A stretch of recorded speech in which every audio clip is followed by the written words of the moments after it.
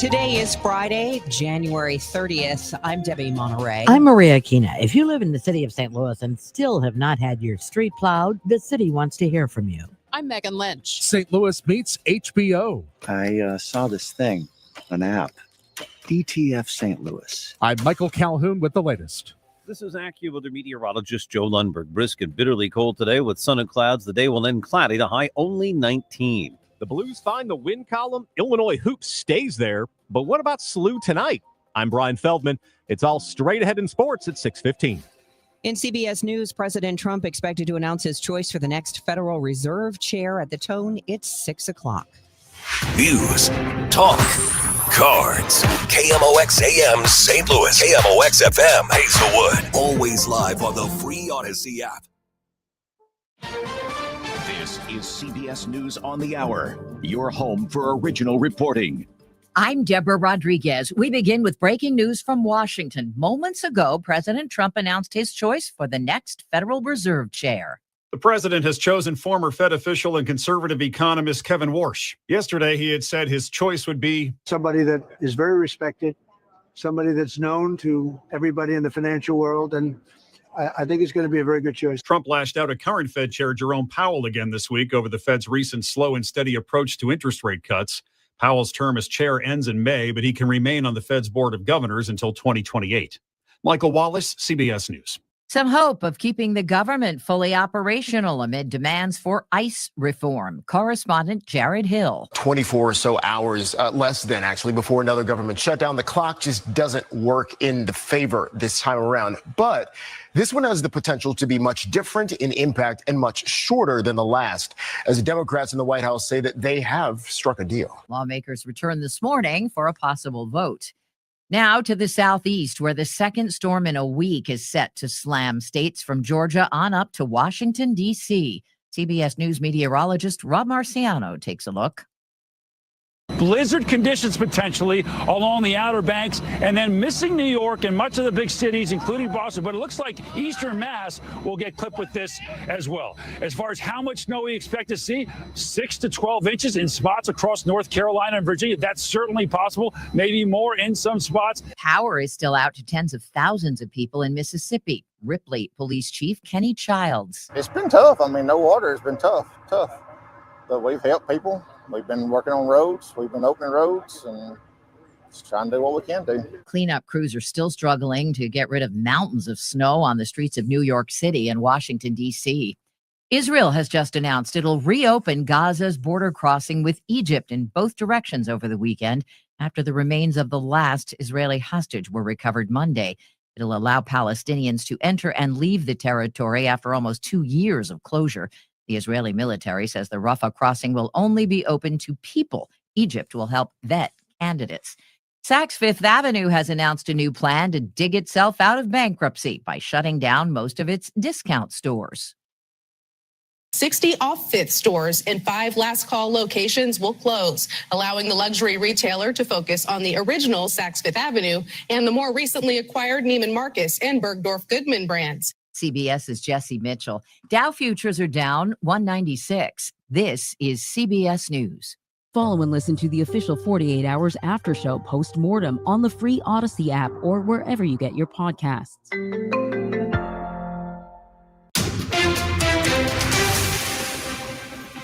At 6:03, we have clear skies, 6 degrees downtown at the Arch. Today is Friday, January 30th. I'm Megan Lynch.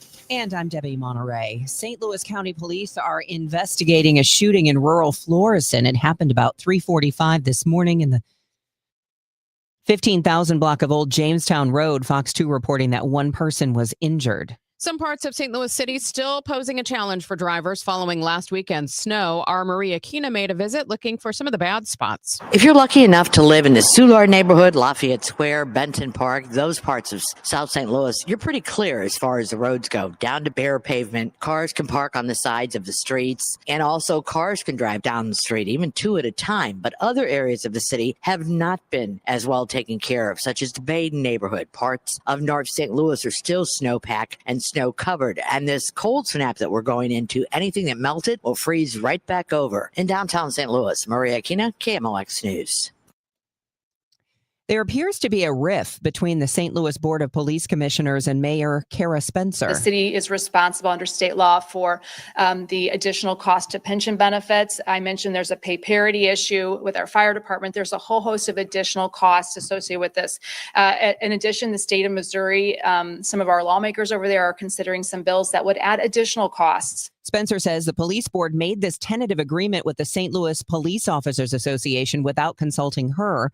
The board's president, Chris Saraceno, released a statement saying, in part, quote, late last night, which would be Wednesday, the city provided the SLMPD with an estimated $208 million budget allocation, which is slightly higher than initial projections. Importantly, the proposed 7% raise is within the existing police budget. A Lutheran Church Missouri Synod official in central Illinois has been arrested on a child pornography charge and appeared in U.S. District Court in St. Louis yesterday. KMOX religion editor Fred Bottomer reports. The Reverend Michael W. Moore of Springfield, Illinois, is currently president of the Central Illinois District of the Lutheran Church Missouri Synod. A news release from the U.S. Attorney's Office for the Eastern District of Missouri says the 54-year-old pastor was charged with one count of producing child pornography and will be held in jail until trial after waiving his right to a detention hearing. According to the news release, a court-approved search of Moore's home in Springfield allegedly found storage devices that contain videos of 3 juveniles in the bathroom and hidden cameras in a residence Moore used in Vandalia. Fred Bottomer, KMOX News. KMOX News did reach out to officials with the Lutheran Church Missouri Synod headquarters in Kirkwood. They sent a statement which they said they were shocked at the arrest, will cooperate fully, and pray God's hand of justice and mercy will prevail for all affected by the situation. A Department of Natural Resources helicopter crashed into the Merrimack River Thursday afternoon, but amazingly, no lives were lost. The aircraft went down in Franklin County around 1 p.m. Colonel Josh Campbell of the State Park Rangers says by the time help arrived, the victims were already out of the water. All 4 members have minor injuries, thank goodness, and they self-rescued themselves out of the crashed helicopter. The group was conducting an ecological survey when the aircraft reportedly struck a power line. All 4 are being treated for minor injury. It's St. Louis-based TV, not filmed in St. Louis. A new HBO limited series starring Jason Bateman and David Harbour is putting St. Louis in the spotlight, at least in name.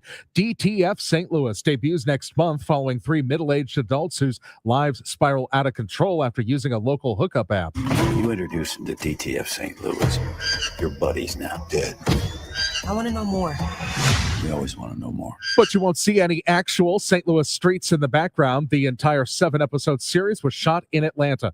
Those St. Louis boosters hope that trend will change. With Missouri's new SHOMO Act in effect, the state is offering millions in annual tax credits to lure productions back. The goal is to make it financially viable for the next DTF St. Louis or Ozark to actually spend its budget here in Missouri instead of exporting the work to Georgia. Michael Calhoun, KMOX News. Amtrak sent out a note overnight that today's passenger rail service between St. Louis and Chicago, specifically the Lincoln service trains 300 and 302, are canceled. Amtrak will be using buses to get passengers to their destinations, the company blaming lingering effects from last weekend's storm and equipment unavailability. From the business desk, if you're dreaming of a tropical paradise but can't get there, the Missouri Botanical Garden might be able to help. The annual Orchid Show opens tomorrow at the Jack C. Taylor Center's Emerson Conservatory. The garden's vast orchid collection includes more than 5,000 individual plants with nearly 700 different types of orchids from Mediterranean climates from around the world. The Orchid Show included with admission and is free for members. And it's warm in there.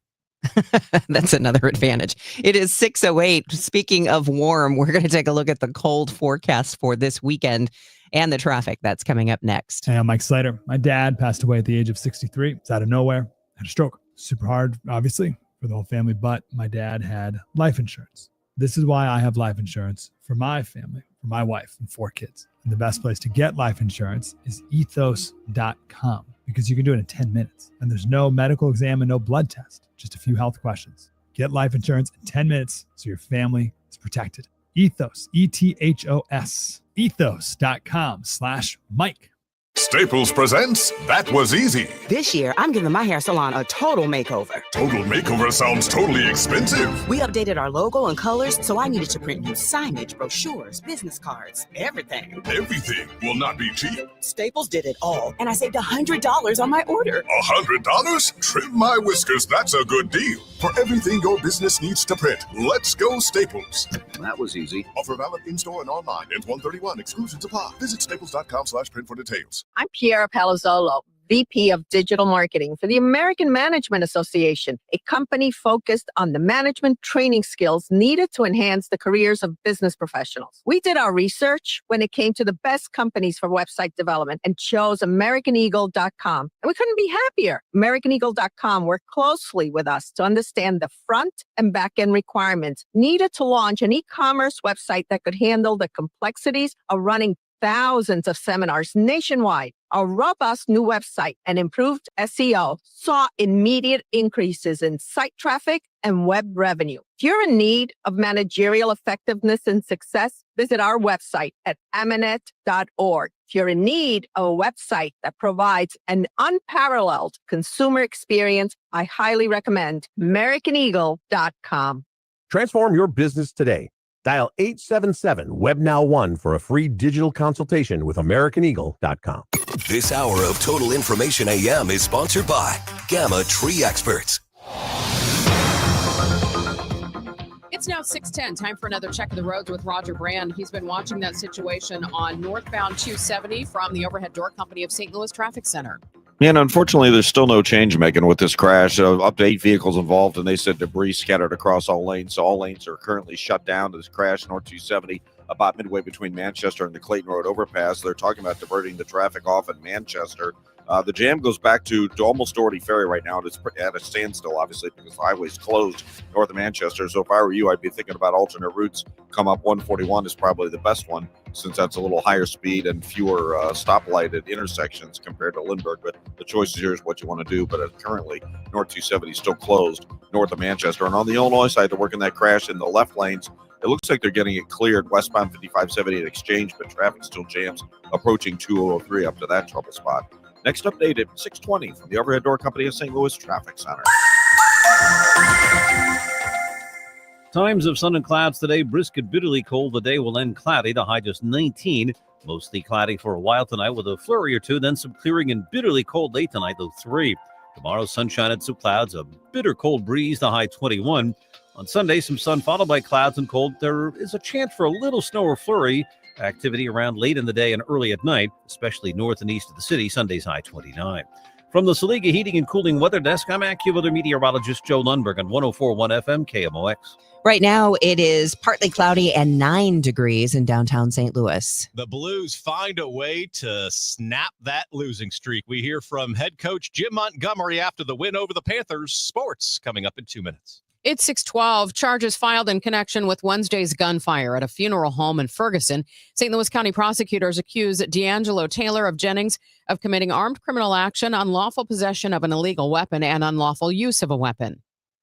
Police arrested Taylor at a restaurant near Cotton Branch Mortuary where the shooting took place. They say he had a Glock handgun that had been altered with a switch to make it semi-automatic. 3 people were wounded by the shots fired. 2 were hit by flying glass, and a third was hit by a car as people tried leaving the scene. All of the injuries are said to be non-life-threatening. The city of St. Louis touting a new home repair program that it says will expedite repairs. It's going to allow us to scale much more efficiently moving forward. That is already underway, and we should see home repairs starting in March. I'm very excited about that because it will accelerate as we expand our contractor capacity. The Private Property Assistance Program application is online. You can also go to City Hall in person or call. Mayor Kara Spencer says the city is asking every eligible property owner, family member, neighbor, and community partner to help spread the word and make sure no one misses the opportunity. The deadline to submit your application is February 14th. Missouri Attorney General Catherine Hanaway issuing a blunt warning to the owners of so-called gray market slot machines. If the legislature doesn't act, she will. Hanaway argues the video lottery terminals found in gas stations are illegal under current statutes. While lawmakers debate whether to tax or ban the devices, Hanaway tells Fox 2 Capitol reporter Mark Zinn she's done waiting. Hanaway says she's ready to act. even referring these so-called gray machines to her office's Vice Squad. Our purpose is to reduce violent crime in the state. Like, that's the number one thing. And some people may be saying to themselves, well, what does video lottery and hemp have to do with violent crime? Well, if you have lots of people making lots of money by essentially giving the middle finger to law enforcement by distributing these illegal products, eventually they start fighting over that money and it does become violent crime. Hanaway says her office will enforce the law regardless of what the legislature decides to do this session. Expect a rainy spring. AccuWeather's Paul Pastelok shares our long-range forecast. Some rain events that come in March and April. Some of those rain events could get a little heavy as we start connecting to the Gulf. And on top of that, we're not looking for really widespread severe weather because it'll be cool and stable, but I do think there'll be some severe weather that will help with some flooding downpours. Pastelok says a rainy spring could bring relief from drought conditions. According to the U.S. Drought Monitor, nearly 90% of Missouri is abnormally dry. It is 6:15, and we'll take a closer look at your forecast coming up in 5 minutes. Good morning. I'm Brian Feldman filling in for Tom Ackerman. The losing streak is over. It takes a goal from Jimmy Snuggerud with about 7 seconds left. But honestly, who cares? The Blues take down the Panthers 5-4 last night at Enterprise Center. That snaps a 5-game skid. It certainly was not easy. Matthew Tkachuk scores 2 goals in the second period, erasing Florida's 2-goal deficit. But after a scoreless third period for the first 19 minutes and 52 seconds or so, the Blues find the back of the net and bring home the W. Head coach Jim Montgomery on Snuggerud's game winner. It's awesome for him to get rewarded because he's been shooting the puck a lot. And right before that, Gordon Kyrou hit their defenseman in the shin pad, very similar one-timer. It's good to see guys looking to shoot, looking to pound pucks. Jordan Kyrou, the top star of the game with a goal and 2 assists, including the game winner. Just 1 day off the Blues before they get the Blue Jackets tomorrow night at home. College hoops make that 10 straight wins for the Illini. 9th-ranked Illinois takes down Washington, 75-66 in Champaign.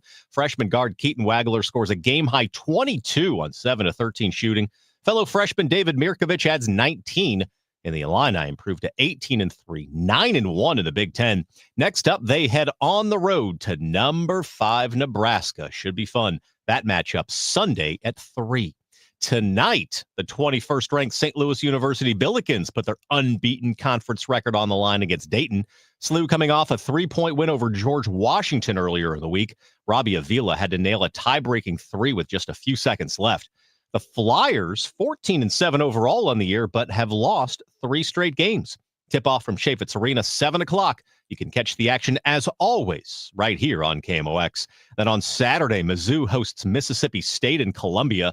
The Tigers 14-7 on the year and even 4-4 in SEC play. On the women's side, the Billikens off until tomorrow when they host George Mason at 2. SLU 11-12 overall on the year, 5-5 in A10 play. On to baseball. January's just about over, and that means spring training right around the corner. The Cardinals head to Florida in a few short weeks. Pitchers and catchers report February 10th, with the first full squad workout coming less than a week after that. So we're about there. It's time for 2026. And while, yes, the Cards have traded away some pretty big names, Wilson Contreras, Sonny Gray, Nolan Arenado, there's a lot of talent still here, like Mason Wynn. KMOX caught up with the Gold Glove winning shortstop during the winter warm-up, and Wynn says he has all the faith in the world in what President of Baseball Operations Chaim Bloom is doing. I think Mr. Bloom is doing a great job. I think, he's looking for the future, and, I don't know how long quote-unquote rebuild process is, but, I'm hoping I can stay here and be here long enough to reap the benefits. I think, what his plan is. You look at his track record, man. I mean, with the Rays, what they've been able to do, and also the Red Sox. I mean, that guy knows what he's doing, man. And I think, I'm just going to put my trust in him, and obviously what he's doing works. Wynn hit .253 last year with a .673 OPS. He will look to match his emerging offense with his stellar defense in 2026. And, with the subtraction, as we mentioned, of all the big names like Arenado and Gray and Contreras, if you're looking for a face of the Cardinals right now and maybe for the next couple of years, it's probably Mason Wynn. J.J. Weatherholt has all the ability in the world to become something like that. But for right now, for what Mason Wynn has done winning a Gold Glove and being the superstar that he can be, he's probably the face of the team for the foreseeable future.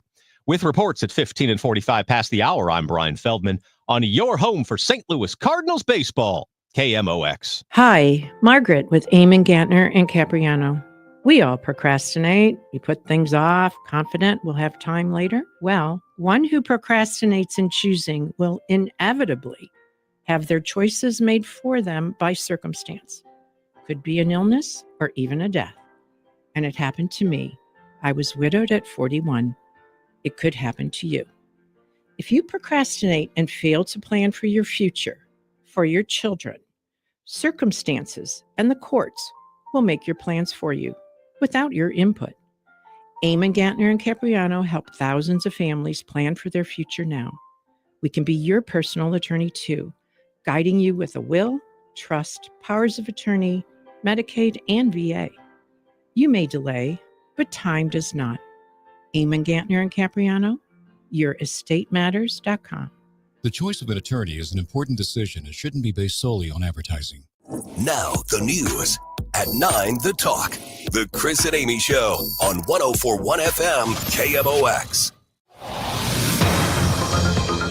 We still have some big issues on northbound 270 around Manchester this morning. Let's get the latest now from Roger Brand. He's in the Overhead Door Company of St. Louis Traffic Center. Yeah, unfortunately, there's no change, Megan, which is bad news. North 270 north of Manchester, between there and the Clayton Road overpass, a multi-vehicle crash, up to 8 vehicles involved and debris scattered all across the highway. So there's a solid jam back between Big Bend and Doherty Ferry now, and they're talking about diverting traffic off at Manchester. So just be advised that you're not getting through on North 270, so you ought to plan for alternate routes. The alternate routes look fine right now, obviously close by. The ones would be Lindbergh and 141. I'd pick 141, especially if I was out to the west, because it's a 50-mile-an-hour speed limit and there's limited signal interruptions compared to Lindbergh. But the choice is yours, but they both look fine right now as alternate routes. I'm not seeing any delays or backups. Then on the Illinois side, they're working to clear this crash, 5570 at Exchange. We still have a jam just to the east of 203 on westbound 5570 right now. So again, it hasn't gotten much worse, just lighter volume on a Friday morning, certainly helping both these situations. But again, North 270 remains closed north of Manchester. Next update at 6:30 from the Overhead Door Company of St. Louis Traffic Center. Sponsored by Gloria Lou with your home sold guaranteed realty 314-325-6888.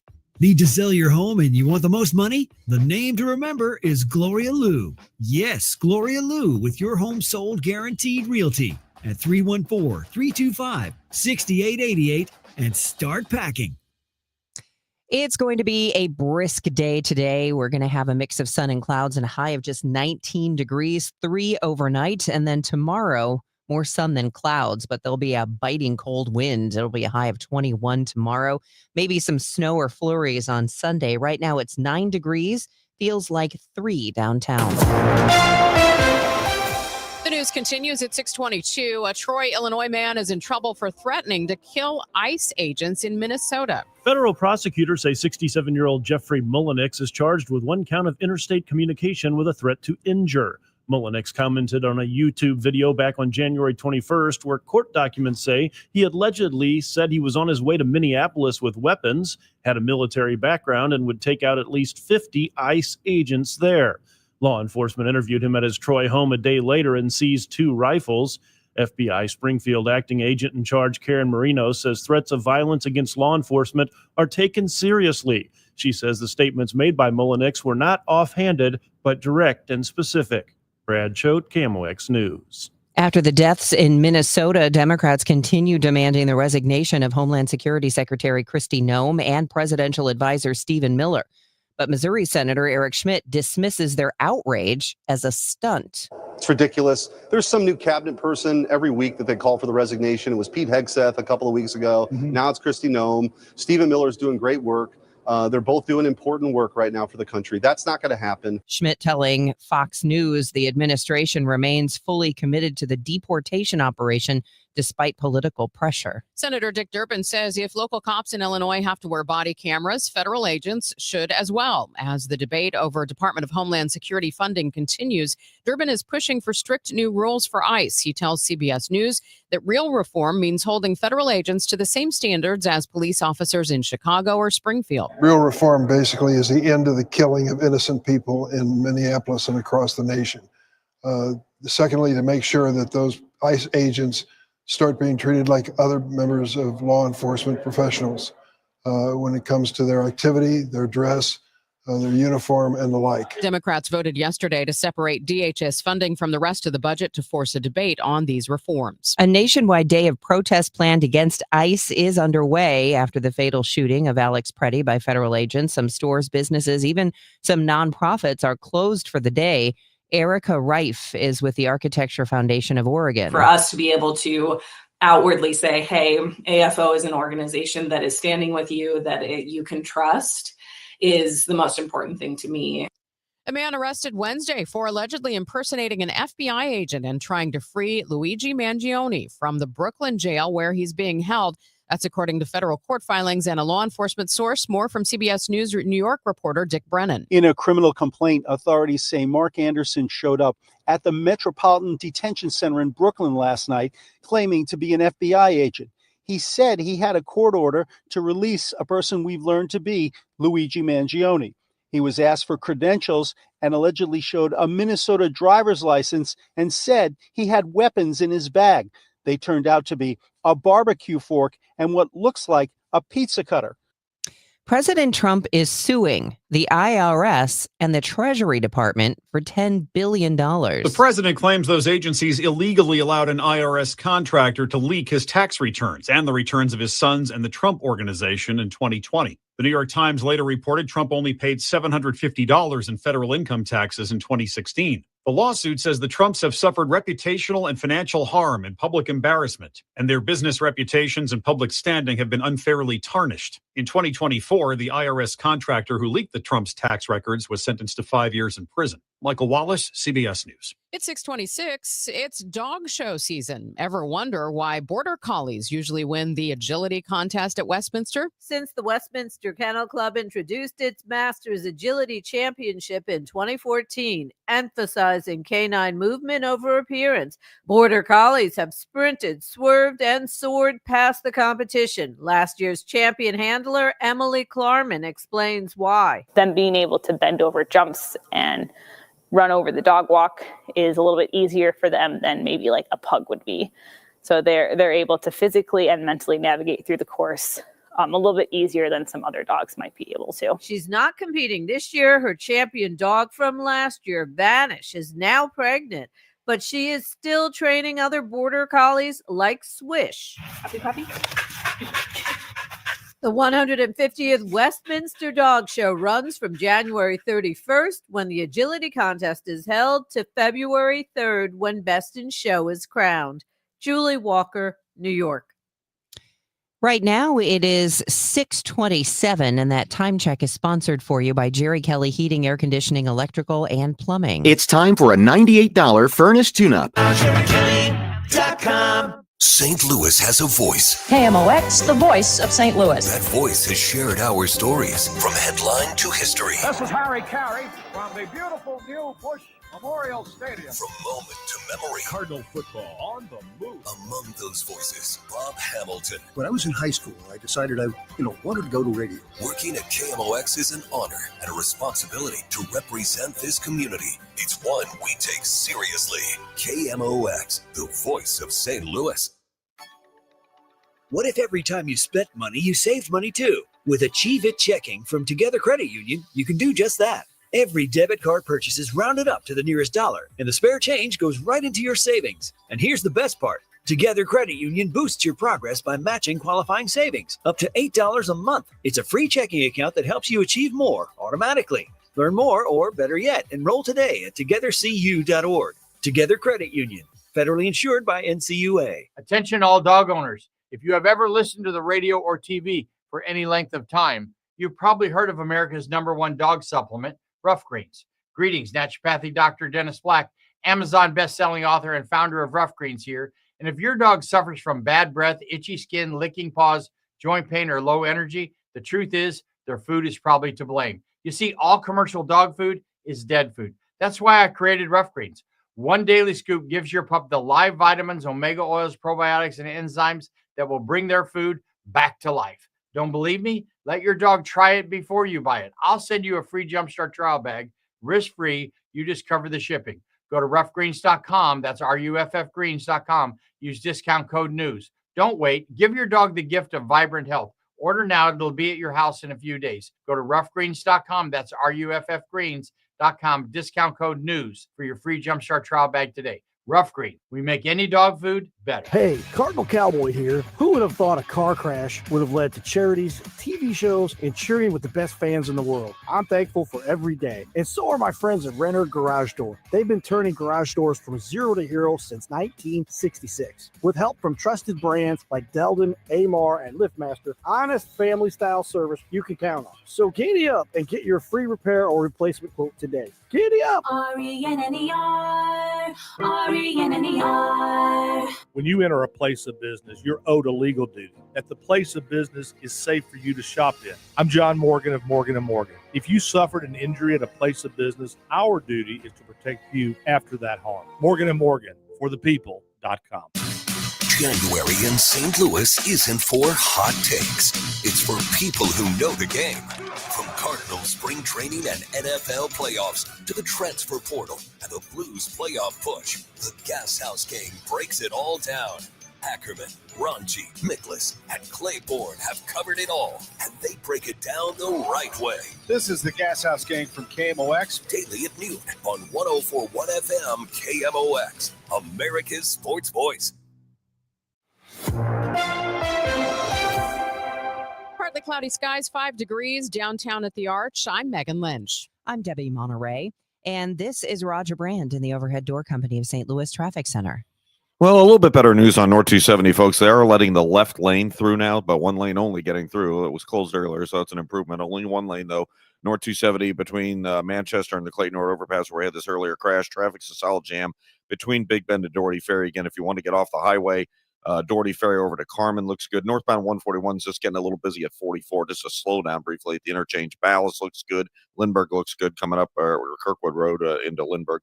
I'm not seeing any issues on those alternate routes, so the choice is yours. But they are beginning to let traffic through, although it is only one lane. In downtown, we still have this crash on westbound 5570 at Exchange. Left lanes are blocked. Traffic's jammed almost midway between 111 and 203, but it's a little closer to 203, so it hasn't gotten a whole lot worse for you there. Other than that, we're just building some volume, so we're starting to see a little slow traffic approaching Highway P midway down to Wentzville Parkway on southbound 61. And if you're on northbound 55, we're getting a little slow now north of Bayless up to River to Pear. Otherwise, the rest of these interstates are looking good. But again, only left lane open right now, North 270, north of Manchester. Next update at 640 from the Overhead Door Company of St. Louis Traffic Center. It's going to be brisk today, a mix of sun and clouds, a high just 19 tonight, mostly cloudy with some flurries possible, an overnight low of 3. Right now, we have 6 degrees with cloudy skies downtown at the Arch. Unfortunately, putting the projected pay raises for other city workers in grave jeopardy at this point.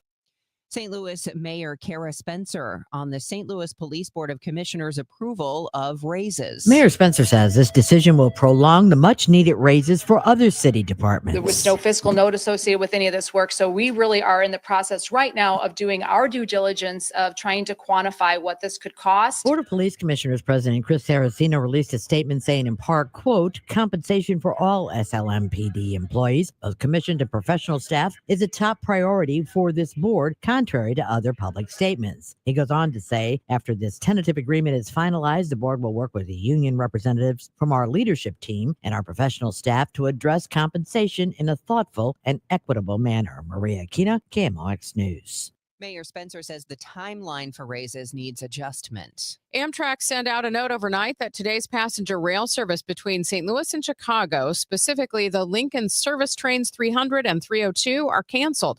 Amtrak will be using buses to get passengers to their destinations. The company blames lingering effects from last weekend's storm and equipment unavailability. New work rules for federal food assistance, commonly called SNAP, starts this Sunday in Illinois. The rules expand work requirements for adults without young dependents, requiring paid work, volunteering, or training for at least 80 hours a month. The same rules went into effect in Missouri at the beginning of November. With the increased work requirements, there's an expectation that up to 150,000 Missourians could lose some or all of their benefits, and that's about 1 in 4 that are using SNAP benefits now. Operation Food Search COO Carlton Adams tells KMOX's Total Information AM he expects a similar impact in Illinois Adams says they witnessed rising demand at food pantries at the end of last year. The U.S. Department of Agriculture has said the changes to benefit requirements are an effort to root out people taking advantage of the system. The news is sponsored by Michael's Flooring Outlet, the flooring experts, michaelsflooringoutlet.com. Your Money Minute from Bloomberg is coming up next at 6:34. Wesley is a truck driver. I drive a truck and I love what I do. A truck driver with IRS troubles. They told me I owed them $43,000. It got really bad. Quite a few letters in the mail. They were talking about wage garnishment coming after my house, my car. Yeah, they don't play around. I seriously thought that I was going to lose everything. One sleepless night, Wesley finally made a call to Optima Tax Relief at 2 a.m. Kind of figured I'd get a machine, but I didn't. I actually got to talk to an actual person in the middle of the night. He found just what he was looking for. Oh, they were great people. You need a team of people that know what they're doing. Optima Tax, they know what they're doing. Optima Tax Relief came through with flying colors. I saved an incredible amount of money. Happy don't even come close. I was absolutely overjoyed. Take Wesley's advice. If you're in any kind of trouble with the IRS, call Optima Tax Relief. Don't trust anybody else. Call Optima for a free consultation. Call 800-348-0269. 800-348-0269. 800-348-0269. Optima Tax Relief. Some restrictions apply. For complete details, please visit OptimaTaxRelief.com. 6:35, time for your money report, sponsored by Eamon Gatner and Capriano Elder Law Attorneys. This is a Bloomberg Money Minute. The Federal Reserve is in focus for Wall Street this morning. Sources are telling us the White House is prepared to nominate Kevin Warsh to be the next Federal Reserve chair. However, he is a pick investors see as less supportive of deep interest rate cuts. The former Fed governor has aligned himself with the president in recent months by arguing publicly for lower interest rates. S&P futures are down 58 points, Dow futures falling 380. Meantime, Amazon is said to be in talks to invest as much as $50 billion in the parent company of ChatGPT and expand an agreement that involves selling computing power to OpenAI. And discount retailer Saks Off Fifth will start to close nearly 3 dozen stores on Saturday. The clearance sales will aim to offload as much inventory as possible and will likely attract shoppers from all across the country looking for deals on high-end items. Its parent company, Saks, filed for bankruptcy earlier this month. Courtney Donahoe, Bloomberg Radio. KMOX, celebrating 100 years. Presented by Purina. Your pet, our passion. Now, a KMOX pioneer. Known to listeners as the Big Bumper, Jim White turned KMOX's overnight hours into one of the most distinctive shows in American radio. Starting in 1969, his sharp wit, curiosity, and conversational style made late-night listeners feel like they were part of an exclusive club, where the phones never stopped ringing and the stories flowed freely. I'm Jim White. I am that which goes bump in the night. I'm kind of scared to say what I have to say. No, I just hung up on the last guy because, never mind why I hung up on the Monday through Friday, the night side, on KMOX, St. Louis. Jim's warmth and personality created a loyal community that spanned decades, proving that even in the quietest hours, KMOX was alive, connected, and always listening. Jim White, a KMOX pioneer. Hola, amigos. BetMGM tonight with me, Brad Evans and Pat Boyle, covers the biggest sports stories nationwide, live and interactive. From the build-up to the big game in Santa Clara to the road to March in college hoops. As the night's games are getting underway, we're following along for the stories that matter. Tap in. BetMGM tonight with me, Brad Evans and Pat Boyle, live and interactive, Monday through Friday night starting at 6 Eastern, presented by BetMGM on Westwood One Sports, and always live on the free Odyssey app. Every morning, we rise and shine, make breakfast, and brush away the night's rest. These routines help us start the day off right. Nature-Made vitamins are a simple step in that daily care regimen. Multivitamins with daily essentials, clinically studied probiotics for gut health support, magnesium to help relax the body. Nature-Made is made to care for you every day. These statements have not been evaluated by the Food and Drug Administration. These products are not intended to diagnose, treat, cure, or prevent any disease. Hey guys, it's Dave. You know that saying, new year, new you? Well, how about new year, new home upgrade? Right now, when you buy 4 windows from Universal Windows Direct, you get 4 free. That's one of the biggest offers they've ever done. And with 0% interest financing for 60 months, you can spread out your payments over 5 years, same as cash without a penny of interest. But there's more. You'll get $1,000 off your entire project, plus a little something to look forward to, a vacation voucher through destination motivation with every purchase. Call 314-334-2522 or visit universalwindowsdirect.com. Nothing makes a gathering great like Eggland's best eggs. They're just so delicious with better nutrition, too. For us, it's eggs any style, as long as they're the best. Eggland's best. Better taste, better nutrition, better eggs. It's men's Billikens basketball action tonight as they take to the court to take on Dayton. Pre-game 6:45, tip at 7 on your home for Billikens basketball. KMOX. Healthy eating. I'm Fred Bottomer with 60 Seconds to Better Health. A new survey asked parents about food-related risks to their children. They found 2/3 of parents consider highly processed foods and obesity to be the biggest threat to their child's health. Fox News medical contributor Dr. Nicole Saphier. I can tell you the people who do not believe it is a threat is because they do not understand. And so getting out in front of people and educating them on how much our diet and our sedentary lifestyle truly are contributing, not to just people being overweight, but being overweight causes us to be in a constant state of inflammation. That chronic inflammation is why we see metabolic syndrome, diabetes, autoimmune disease, cancer, dementia. Everything is related to our state of inflammation, obesity being one of the biggest culprits. And to really tackle the obesity epidemic, you have to tackle the food supply. And that starts with educating people about the dangers of our food supply. With 60 Seconds to Better Health, I'm Fred Bottomer. Let's get you a check of the roadways. Roger Brand is joining us at 6:40. He's in the Overhead Door Company of St. Louis Traffic Center. Well, things are starting to get a little busier on the highways, but again, good news for northbound 270 travelers because this crash north of Manchester, they are letting the two left lanes by North 270 north of Manchester. It's still a solid jam, though, on North 270 all the way back to about Big Bend. As far as alternate routes, Kirkwood Road's getting a little busier in a couple of spots, and then there's a minor crash reported at Manchester and Kirkwood, and also Ballas Road is no good now, north of Manchester all the way up to Clayton Road. It's a solid jam, bumper to bumper on northbound Ballas. That's the one you want to avoid. Northbound 141, a little busy at Valley Park, crossing the Merrimack through Elam up to Marshall, and just right approaching Manchester, a little heavy, but not terrible yet, so that's okay as an alternate route. Like I said, in Lindbergh, just a couple of busy spots. And we're still working this crash on westbound 5570 at Exchange. Traffic is jammed midway between 111 and 203. Northbound 55 Bayless up to River to Pear is a little slow.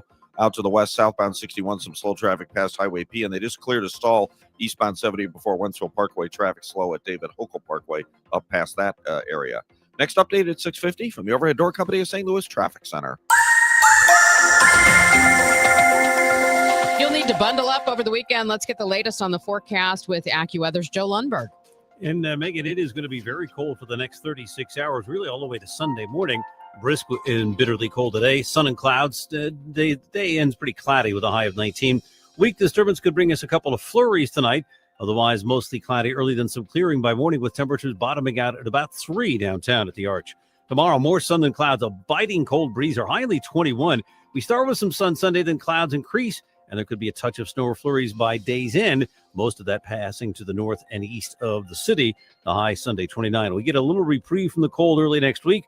With clouds and some sunshine on Monday, we warm to 37. Cloudy Tuesday, but there may be some snow, sleet, or even rain in the mix Tuesday, the high 35. Right now, it's 6 at St. Peter's, 5 in Florissant, partly cloudy, 10 downtown at the Arch. From the Saliga Heating and Cooling Weather Desk, I'm AccuWeather meteorologist Joe Lundberg on 104.1 FM, KMOX. The Blues get back in the win column, and you'll never believe who Earl Austin Jr. compared head coach Josh Schertz to. Head coach of the Billikens. Interesting. We'll have to hear about that. I'm Brian Feldman. Sports coming up at 6:45. It's going on 6:43, and President Trump selecting former Fed Governor Kevin Warsh to be the next Fed Reserve Chair when Jerome Powell's term ends in May. And Trump made the announcement in a Truth Social posting, predicting Warsh will go down as one of the great Fed chairmen, maybe the best. On top of everything else, he is central casting and will never let you down. We get more from CBS's Jill Schlesinger. He served on the Federal Reserve Board from 2006 to 2011. And that was, remember the time during the financial crisis. At that time, it was very interesting. He was known to be a hawk. What does that mean? He likes interest rates high, which is contrary to what the president's talking about. Democrats have made a deal with the White House that will avert a partial government shutdown by separating the appropriations bill that funds the Department of Homeland Security. Instead, that agency will be funded through a continuing resolution for 2 weeks while lawmakers negotiate over more permanent funding. CBS News congressional correspondent Nicole Killian has details on the compromise from the Capitol. CBS News has learned that House Republicans have scheduled a conference call to go over this new funding plan that has gone through the Senate. It remains unclear if members will ultimately support this package. After all, the House has already passed all of the appropriations measures to fully fund the government through this fall, including the Department of Homeland Security. The number of measles cases continues to grow in South Carolina. The state has confirmed nearly 800 cases so far since the outbreak began in October. Most of those infections are in people who haven't been vaccinated against the virus and are under the age of 17. CBS News chief medical correspondent Dr. John LaPook explains what could happen to people after they contract the disease. There's something called immune amnesia. So getting the measles naturally ends up dampening the immune system, not just to the measles, but to other things. It wipes out your memory for B cells and T cells to be able to deal with things that are like bacteria, other viruses. A top U.S. track star and two-time Olympic medalist has been arrested. Olympic sprinter Sha'Carri Richardson has been arrested and charged with speeding in Florida. Authorities say she was driving 104 miles per hour on a parkway near Orlando. A spokesperson for the Orange County Sheriff's Department says she was dangerously tailgating and weaving through traffic. Last year, she apologized to her boyfriend after being arrested for a domestic violence offense at Seattle-Tacoma International Airport. I'm Gethin Coolbaugh. Good morning. I'm Brian Feldman filling in for Tom Ackerman. The Blues back in the win column. After losing 5 straight games, they defeat the Panthers 5-4 at Enterprise Center. Jimmy Snuggerud with a game winner late in the third period to clinch it. Florida's Matthew Tkachuk actually erased a 2-goal Blues lead by himself in the second period. Panthers were down 4-2, but Tkachuk tied it up 4-4. Was easily his best game after coming back from injury. The third period largely scoreless until about 7 seconds left. That's when Snuggerud lights the lamp and lifts the Blues to victory. After the game, head coach Jim Montgomery on the win. The effort by our penalty killers was awesome. The response by our fans was awesome. And it gave us life. And then, obviously the power play came through at the end there after a lot of good puck movement. We finally got one shot to go through, and it was a big one by Snuggie. Just a day off for the Blues before they get the Blue Jackets tomorrow night at home. College hoops make that 10 straight wins for the Illini. 9th-ranked Illinois takes down Washington, 75-66 in Champaign. Freshman guard Keaton Wagler scores a game-high 22 on 7 of 13 shooting.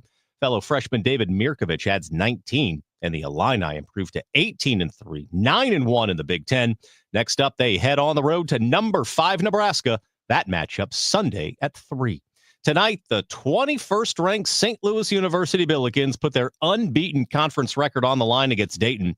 SLU coming off a tough 3-point win over George Washington earlier in the week. The Flyers 14-7, but have a 3-game losing streak coming in. KMOX talked to SLU analyst Earl Austin Jr. last night about what makes this Bills team so good. And one of the first people he mentions, head coach Josh Schertz. When I was watching the aftermath of Indiana winning that national championship, and they had one of those experts say, Kirk Cignetti does 3 things.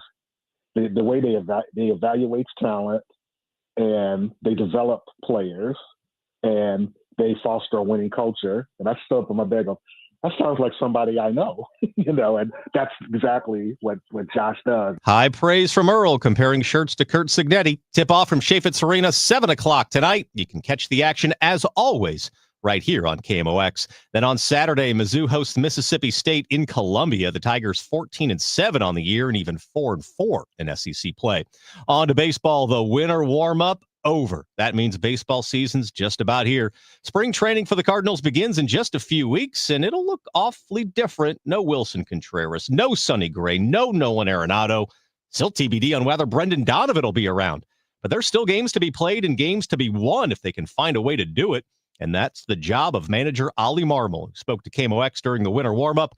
Marmol says it was not easy saying goodbye to those vets. These are guys that contributed at a high level, and I enjoyed having around, but we were clear as to what the goal was this offseason and what it was going to look like and how we were going to go about it in order to just allow our young guys to fill some of those spots and get an opportunity. So it was not by surprise, but at the same time, it was good to be able to have a conversation with those guys right after we made the decision.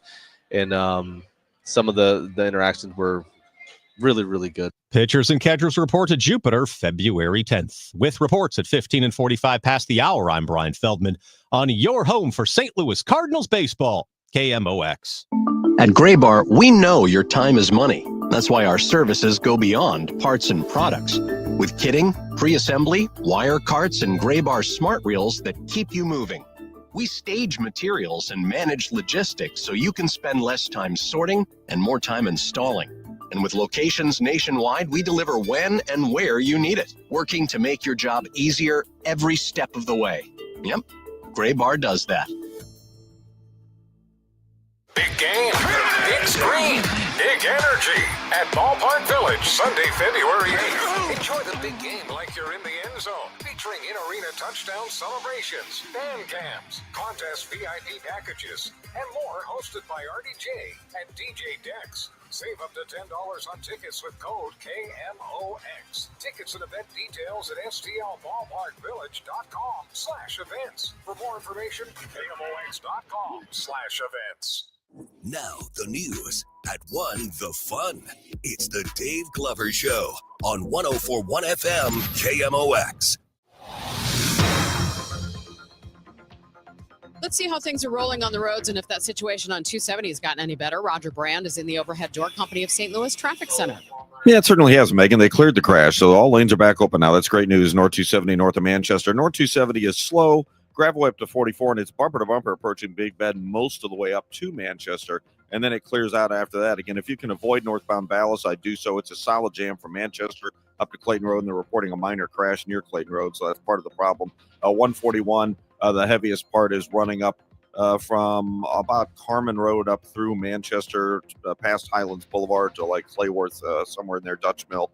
Pretty heavy backup there, so you may just want to stick with the highway because it'll hopefully thin out pretty quickly. Northbound 55 has thinned out for the time being. No longer any slowdowns at River to Pear out to the west. Eastbound 70 looks good coming into Wentzville Parkway. Southbound 61 is cleared out coming down from Highway P. On the Illinois side, we still have this crash. Looks like they may have it mostly cleared 5570 Exchange because the jam now about midway from 111 to 203, but it's opening up at 203 now instead of Exchange, so it's looking a little better for you at that location. Next update at 6:58 from the overhead door company of St. Louis Traffic Center. The weather is going to be really cold all through the weekend. It's not really until Monday and Tuesday that we're back in the mid-30s. Today, a high of just 19 degrees with a brisk wind and sun and clouds. Maybe a flurry tonight, but an overnight low of 3. Tomorrow, a biting wind and a high of just 21. Currently, it is 9 degrees downtown. More news now at 6:52. A Missouri lawmaker contends our kids could be more successful academically if they get more physical activity during the school day. Republican Representative Bishop Davidson sponsoring a bill that would mandate 60 minutes of physical activity a day. Davidson says he's had multiple conversations with teachers' organizations about the benefits of getting students moving. That it makes their job way easier when they have a brain that's ready to absorb the information they're teaching, which is what physical activity does. It's not like these things are disconnected. Our brain is actually a part of our body. And he said, but also on the behavioral front, which is a growing problem here across our Missouri schools. Davidson says he's open to changes to his legislation to make it work best for schools, but wants to make sure physical activity is one of the top priorities for educators. He was a guest on Thursday's Total Information AM. American skier Lindsey Vonn has crashed in her final downhill before the Olympics. The 41-year-old Vonn lost control during the World Cup race in Switzerland and ended up tangled in the safety nets. She limped away, favoring her left knee, and was airlifted to a hospital. Vonn came back last season after a partial right knee titanium replacement. Last month, she said she was pain-free and ready for the Olympics. I'm physically in possibly the best shape I've ever been in, which is fun. Her first Olympic race, the downhill, is scheduled for February 8th. Michael Wallace, CBS News. Former Chicago Blackhawk Patrick Kane is now the highest-scoring U.S.-born player in National Hockey League history with 1,375 points. It happened last night in the Detroit Red Wings game against the Washington Capitals. Kane passed the puck from the boards to Alex DeBrincat in the left circle, and DeBrincat set up Ben Sherratt for a tying goal from the point midway through the second period, seen on ESPN. There it is! History in Detroit! 1375 for Patrick Kane. And with that, Kane passed Mike Modano, who held the high-scoring record for 18-plus years. Michael Toscano, CBS News. Nearly 40 years after founding the Jazz at Lincoln Center, Wynton Marsalis plans to step down at the end of this season. Marsalis is a member of the Sheldon Advisory Board here locally.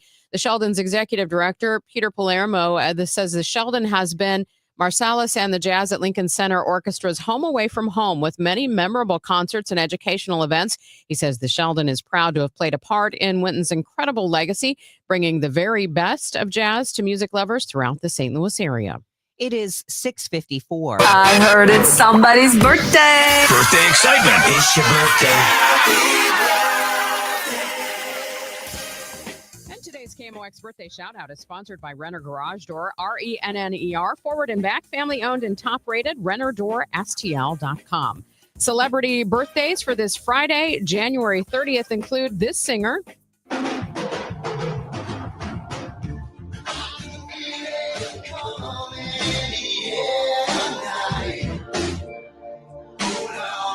And we really should say musician, because obviously he was a drummer as well. Phil Collins, 75 years old today. Golf Hall of Famer Curtis Strange is 71. Actor Ann Dowd of The Handmaid's Tale is 70. And actress Olivia Colman, 52. Local celebrity birthdays include Patrick Sylvia from the Life Group, Barbara Jordan, Stacy Snyders, Janet Backley, Jacob Red, and Larry White from The Lads. This is the best birthday ever. Texting privacy policy and terms and conditions posted at textingterms.us. Texting enrolls you for recurring automated text marketing messages. Message data rates may apply. Reply stop, opt out. This is an important message for all parents of teens. If your teen or preteen is or has been addicted to social media sites such as Instagram, Facebook, Snapchat, TikTok, or YouTube, and they have suffered from eating disorders, body image issues, anxiety, depression, or suicidal thoughts, you may be eligible to participate in a lawsuit for significant compensation. Disclosures by a Facebook whistleblower show Instagram and Facebook know their social media platforms were highly addictive and may have caused eating disorders, body image issues, depression, and suicidal ideation. It appears these social media companies knew they had been causing serious harm to kids, but have done little to stop it. If your teen has been harmed by social media like Instagram, Facebook, Snapchat, TikTok, or YouTube, then you could be eligible for significant compensation. If you'd like to discuss a lawsuit, text LEVEL to 323232. LEVEL to 323232. LEVEL to 323232. Paid non-attorney spokesperson, Media Advertising Specialists, LLC, is responsible for the content of this ad with principal offices in Chicago, Illinois. SSM Health welcomes the St. Louis Golf Expo, January 30th through February 1st at St. Charles Convention Center. Buy big brands with Pro-Am Golf, test your skills, and win prizes while they last. VIP tickets at STLGolfExpo.com. Retiring soon? Get the information you need by joining Kyle Jones and Matt Allgeier of Fira Capital Management for your retirement highway, Sunday mornings at 9:30. Investment advisory services made available through Pine Ridge Advisors, LLC, a registered investment advisor. Securities made available through AE Financial Services, LLC, member FINRA and SIPC. Presenting a Gain Flings love story. Dear love of my life, we were on the 12B bus this morning when I caught a whiff. A scent so fresh, so life-changing, I had to find its source. Alas, I didn't know if you were the woman in the pink freshly washed cardigan or the retired mailman next to me, but I knew one of you was my soulmate. Ah, the scent of Gain Flings. Try Gain Flings with OxyBoost and Febreze. Save more on the brands pros trust at Lowe's. Right now, get up to 35% off select major appliances and choose from our wide lineup of top brands. Plus, save $100 on a Little Giant 22-foot multi-position ladder. Now just $189. Built for strength, flexibility, and job site versatility. Pros, these savings will only be here for a limited time. Lowe's, we help, you save. Valid through 1/30 while supplies last. Selection varies by location. See Lowe's.com for more details. Let's get you caught up on your ride in with Roger Brandon, the Overhead Door Company of St. Louis Traffic Center. Well, just when you think you're out of the woods, North 270, they cleared that crash, but midway between Manchester and Clayton Road, all lanes were open. Now we have looks to me like a stall in the left lane, northbound 270, near the J.J. Kelley Memorial Overpass. So it's North 270, just a little north of Manchester. So now the left lane shut down for a stall. MoDOT or police not on the scene yet. It's a solid jam north of 44, pretty much all the way up to that. As an alternate route, northbound 141. Big Bend up through most of the way past at least Carmen is backed up. Then there's some slow stuff north of there up toward Dutch Mill and Ballas. Avoid Ballas northbound. It's a complete jam from Manchester all the way up to Clayton Road. Again, they cleared that crash on 5570 at Exchange. Just a little slow at 203 and a little slow after that across the Poplar Street Bridge. Next update at 7:10 from the Overhead Door Company of St. Louis Traffic Center. This is Friday, January 30th. I'm Megan Lynch. These are the stories making news. If you work for the city of St. Louis and we're expecting a raise next month, I'm Maria Aquina with a revised timeline. I'm Debbie Monterrey, a leading official with the Lutheran Church Missouri Synod in Central Illinois facing federal sex crime charges. Reaction from the Kirkwood-based denomination after CBS News. This is AccuWeather meteorologist Joe Lundberg. Times of sun and clouds, brisk and bitterly cold today. The high just 19. Big win for the Blues last night. What's head coach Jim Montgomery have to say about it? I'm Brian Feldman. Sports at 7:15. Stay with us for CBS News. President Trump names his pick for the next Federal Reserve chair, and we'll get you an update on your ride into work from Roger Brand coming up in 10 minutes here on KMOX. Celebrating 100 years of informing and entertaining. KMOX AM St. Louis. KMOX FM Hazelwood. The voice of St. Louis. This is CBS News on the Hour, your home for original reporting. I'm Deborah Rodriguez. He passed him over almost a decade ago. This time, President Trump says he'll nominate former Reserve official Kevin Warsh to replace Jerome Powell as head of the Fed. The president made his announcement last hour. CBS News business analyst Jill Schlesinger. He is a guy who has been saying that interest rates must come down. He's pro-deregulation, he's pro-tariffs, and he has been very critical of the Fed's handling of that building renovation. That is what has triggered the Department of Justice's investigation into Jerome Powell and to the Fed itself. Mr. Trump chose Powell over Warsh to head the Fed in 2017. Powell's term expires in May. On Capitol Hill, Senate stands adjourned. Lawmakers went home for the night after Democrats came to an agreement with the Trump administration to keep funding the federal government, but they haven't voted on it yet. If it doesn't go through, it could trigger a partial shutdown at midnight. Correspondent Caitlin Huey-Burns. The Senate is going to vote on 5 bills that would fund most of the federal government through September, while voting for just a 2-week extension for the Department of Homeland Security. And this is going to be enough to buy them time to negotiate over policies related to immigration enforcement. Today is National Day of Protest after nurse Alex Preddy's death at the hands of federal agents in Minneapolis Saturday. Oakland, California's Democratic Mayor Barbara Lees issued 2 executive orders aimed at keeping immigration and customs away. This is about families who should feel safe taking their kids to school, workers who should feel safe going to their jobs, neighbors who should feel safe in their own city. Just what people in the Southeast don't need, a second winter storm. Meteorologist Craig Allen. By Saturday, moderate to heavy snow will be falling across northern portions of Georgia, North and South Carolina, on up through southern sections of Virginia. Now, it will fall just short of the Washington, D.C., Baltimore region. Most of the heavy snow will stay south. Luigi Mangione will be back at court in New York City a day after a man who identified himself as an FBI agent went to his jail and claimed he had a court order for Mangione's release. Police say the guy's been arrested and charged with impersonating a federal officer. Legal contributor Caroline Polisi. The fact that this individual went to such great lengths, I think, does speak to sort of this larger movement behind Mangione. Police say he had a barbecue fork and what looked like a pizza cutter. Mangione is accused of killing United Healthcare CEO Brian Thompson. This is CBS News. Follow and listen to CBS News Roundup on the free Odyssey app or wherever you get your podcasts.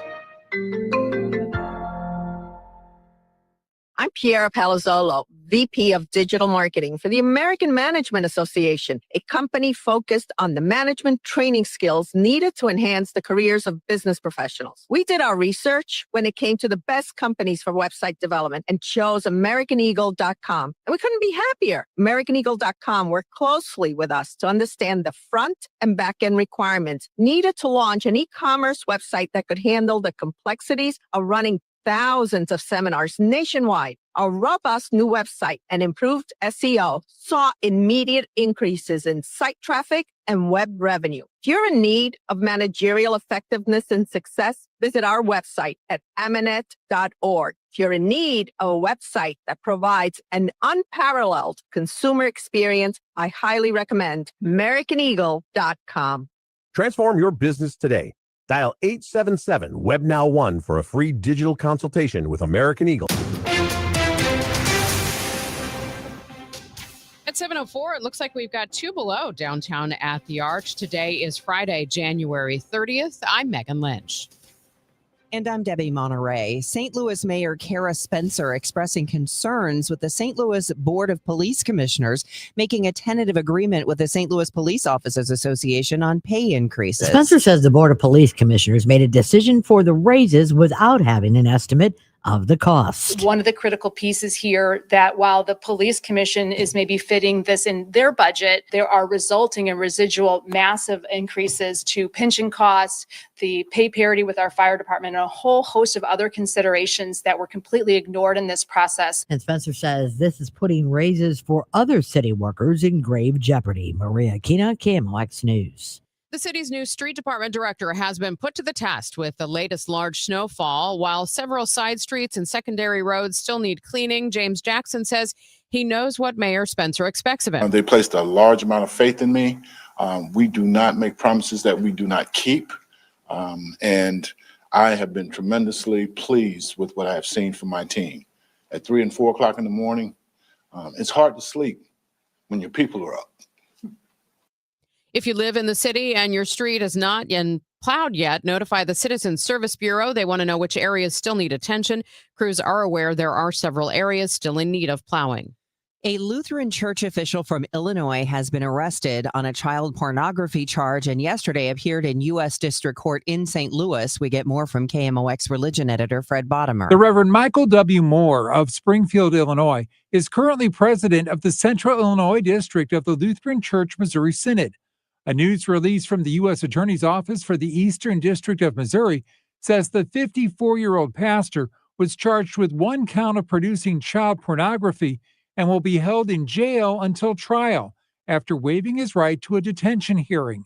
According to the news release, a court-approved search of Moore's home in Springfield allegedly found storage devices that contain videos of 3 juveniles in the bathroom and hidden cameras in a residence Moore used in Vandalia. The FBI St. Louis office and St. Louis County Police investigated the case with the assistance of the FBI office in Springfield and the Vandalia Police Department. Fred Bottomer, KMOX News. A statement from the Lutheran Church Missouri Synod headquarters in Kirkwood says they were shocked and dismayed to learn about the arrest and they will fully cooperate with law enforcement. From the KMOX business desk, traffic at St. Louis Lambert International Airport dropped 4% last year compared to the year before. Airport Director Rhonda Homnebergy says the first half of 2025 was weaker than the year before, which saw a big bump of people enjoying post-COVID travel. She adds that both business and discretionary spenders were holding back a bit due to the uncertainty of the economy. Lambert counted 15.3 million passengers in 2025. We'll get a check of the forecast and the roads coming up in 2 minutes. It's 7:07. I dared Archwell Health to keep track of my vitals and my grandkids' names. I dared Archwell Health to simplify my prescriptions, so Max and I have more time to play. Good boy. And I dared Archwell Health to be closer than my neighborhood coffee shop. Our members dared us to do more as a primary care provider for adults age 60 and up. So we made it our mission. Visit archwellhealth.com and become a member today. Archwell Health. We dare to care. Hi, I'm Jim Brennan with McKelvey Homes. It's a great time to buy a brand new home, and Strawberry Farms in O'Fallon is taking shape. We've got our first foundations in the ground, and our display home will be opening soon. This community features walking trails, a beautiful lake, a berry patch honoring the land's history, a private playground, and Fort Zumwalt schools. It's a fresh start in a great location. Visit McKelveyHomes.com to schedule your tour of Strawberry Farms. It's time to move up to McKelvey. Hey, I'm Mike Slater. My dad passed away at the age of 63. It's out of nowhere. Had a stroke. Super hard, obviously, for the whole family, but my dad had life insurance. This is why I have life insurance for my family, for my wife and 4 kids. And the best place to get life insurance is ethos.com because you can do it in 10 minutes. And there's no medical exam and no blood test, just a few health questions. Get life insurance in 10 minutes so your family is protected. Ethos, ETHOS, ethos.com/Mike. Staples presents That Was Easy. This year, I'm giving my hair salon a total makeover. Total makeover sounds totally expensive. We updated our logo and colors, so I needed to print new signage, brochures, business cards, everything. Everything. Not me. Staples did it all, and I saved $100 on my order. $100? Trim my whiskers, that's a good deal. For everything your business needs to print, let's go Staples. That was easy. Offer valid in-store and online. Ends 1/31. Exclusions apply. Visit staples.com/print for details. This hour of Total Information AM is sponsored by Gamma Tree Experts.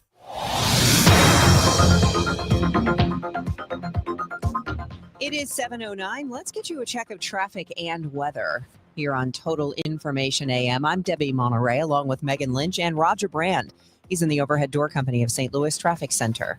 Well, finally, good news, Debbie. Everything's pretty much completely behind us on northbound 270. They cleared that stall I mentioned at the top of the hour north of Manchester. So right now what we're looking at is just a backup between Big Bend and Manchester on northbound 270. Northbound Kirkwood Road's backed up approaching Manchester in Kirkwood right now. It's not even backed up to Essex, maybe midway up from Essex. Northbound Ballas, I'd still avoid that. That's still a solid jam from Manchester up to Clayton Road. We had an earlier crash there. I believe the crash has been cleared. Northbound 141, not bad down south. There's a little volume. Manchester up through like Dutch Mill and Clayton Road up to 64, some backed up traffic. Vehicle into the median, westbound 70, just west of 5th Street, doesn't seem to be bothering anybody there. North 55, just a little slowdown at Weber. And on the Illinois side, everything's back to normal on 5570 coming through 111 and 203. That crash past Exchange was cleared like 645, 650, something like that. They're working with a crash. It sounds minor.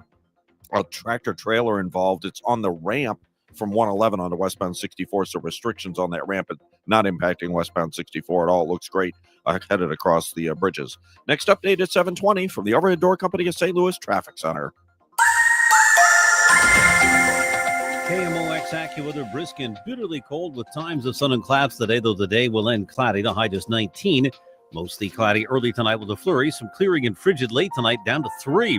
Tomorrow, more sun than clouds, a biting cold breeze and a high of 21. Sunday, some sun giving way to clouds and cold. There could be a bit of snow or flurries around during the late afternoon and evening hours, especially north and east of the city. Sunday's high 29. From the Saliga Heating and Cooling Weather Desk, I'm AccuWeather meteorologist Joe Lundberg on 104.1 FM KMOX. Well, it seems like the temperatures are bobbing up and down, but right now we have 5 degrees in Florissant, 4 degrees in St. Peters, and 6 downtown at the Arch. Big win for the Blues last night. They snap a 5-game losing streak. We'll hear from head coach Jim Montgomery. I'm Brian Feldman. Sports coming up at 7:15. It is 7:11 now, and it's a busy time of year for St. Louis City firefighters. There have been at least 3 structure fires since Thursday afternoon and one overnight, early Friday morning. Crews rescued a person from the top floor of what they thought was a vacant 3-story apartment building in the 3900 block of South Grand. EMS took that person to a hospital for treatment of non-life-threatening injuries. Around 2 this morning, there were flames shooting from the second floor of a vacant building in the 4400 block of Farland. There had already been a fire there, and it was deemed unsafe for crews to enter. Then the fire happened Thursday afternoon in the 1800 block of Carr. Occupants were able to escape safely. A state ecological survey ended in disaster Thursday afternoon when a helicopter crashed into the Merrimack River. Authorities say the chopper, which was carrying a team from the Department of Natural Resources, went down after reportedly striking a power line. Colonel Josh Campbell, chief of the Missouri State Park Rangers, describes the initial call. About 1 o'clock this afternoon, we were notified of a helicopter going down in Merrimack State Park here in Franklin County, Missouri. There were 3 team members from Missouri DNR on site or on this helicopter with the pilot, who was a contract pilot. Emergency teams rushed to the scene near Sullivan, but all 4 occupants had already managed to escape the wreckage. Former Central Illinois Sheriff's Deputy Sean Grayson has been given a maximum sentence of 20 years in prison for the death of Sonia Massey. Massey killed in her home after she called 911. CBS's Jerika Duncan reports. Holding a pot of what Grayson believed was hot water, some of Massey's final words were, "I rebuke you in the name of Jesus." Grayson responded with, "You better effing not. I swear to God, I'll effing shoot you right in your effing face." And he did. Grayson, who now has cancer, said, "I was very unprofessional that night," and went on to say, "I'm sorry. I wish there was something I could do to bring her back." Hey, St. Louis, are you DTF? HBO released the trailer for DTF St. Louis, a dark comedy series that premieres March 1st. It centers on a dangerous love triangle in our suburbs. I saw this thing, an app, DTF St. Louis. But while the title and the story are firmly planted in the gateway city, the production itself was not. You meet these people so you can spice up your life. You know, spice it up. What's DTF?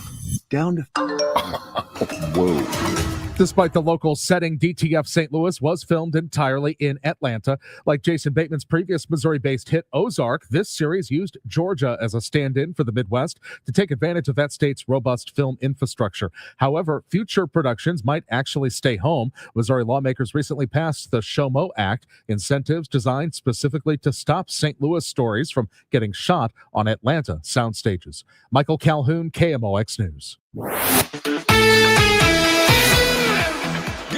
I'm Brian Feldman filling in for Tom Ackerman. The losing streak is over, folks. It takes a goal from Jimmy Snuggerud with about 7 seconds left, but honestly, who cares? The Blues take down the Panthers 5-4 last night at Enterprise Center. That snaps a 5-game skid. Certainly wasn't easy. Matthew Tkachuk scores 2 goals in the second period. That erases Florida's 2-goal deficit. But after a scoreless third period for the first 19 minutes and 52 or whatever seconds, the Blues find the back of the net and bring home the W. Head coach Jim Montgomery on Snuggerud's game winner. It's awesome for him to get rewarded because he's been shooting the puck a lot. And right before that, Gordon Kyrou hit their defenseman in the shin pad, very similar one-timer. It's good to see guys looking to shoot, looking to pound pucks. Jordan Kyrou, the top star of the game with a goal and 2 assists, including the game winner. Just a day off for the Blues before they get the Blue Jackets tomorrow night at home. College hoops make that 10 straight wins for the Illini. 9th-ranked Illinois takes down Washington 75-66 last night in Champaign. Freshman guard Keaton Wagler scores a game-high 22 on 7-13 shooting. Fellow freshman David Mirkovich adds 19. And the Illini improved to 18-3, 9-1 in the Big Ten. Next up, they head on the road to number 5 Nebraska. That matchup Sunday. Tip-off at 3. Tonight, the 21st-ranked St. Louis University Billikens put their unbeaten conference record on the line against Dayton. SLU coming off a tough 3-point win over George Washington earlier this week. Robbie Avila had to make a tie-breaking 3 with just a few seconds left to win it. The Flyers 14-7 this year, but on the verge or on the midst of a 3-game losing streak. Tip-off from Chaffetz Arena, 7 o'clock. You can catch the action, as always, right here on KMOX. Then on Saturday, Mizzou hosts Mississippi State in Columbia. The Tigers 14-7 on the year and even 4-4 in SEC play. On the women's side, the Billikens off until tomorrow when they host George Mason at 2. SLU 11-12 this season, 5-5 in A-10 play. On to baseball, January's just about over, and that means spring training right around the corner. The Cardinals head to Florida in just a few short weeks. Pitchers and catchers report February 10th, the first full squad workout coming less than a week after that. So we are there. It is time for 2026. And while, yes, the Cards have traded away some really big names, Sonny Gray, Wilson Contreras, Nolan Arenado, there is still a lot of talent still here, like Mason Wynn. KMOX caught up with the Gold Glove winning shortstop during the winter warm-up, and Wynn says he has all the faith in the world in what President of Baseball Operations Chaim Bloom is doing. I think Mr. Bloom is doing a great job. I think, he's looking for the future, and, I don't know how long a, quote-unquote rebuild process is, but, I'm hoping I can stay here and be here long enough to reap the benefits. I think, what his plan is.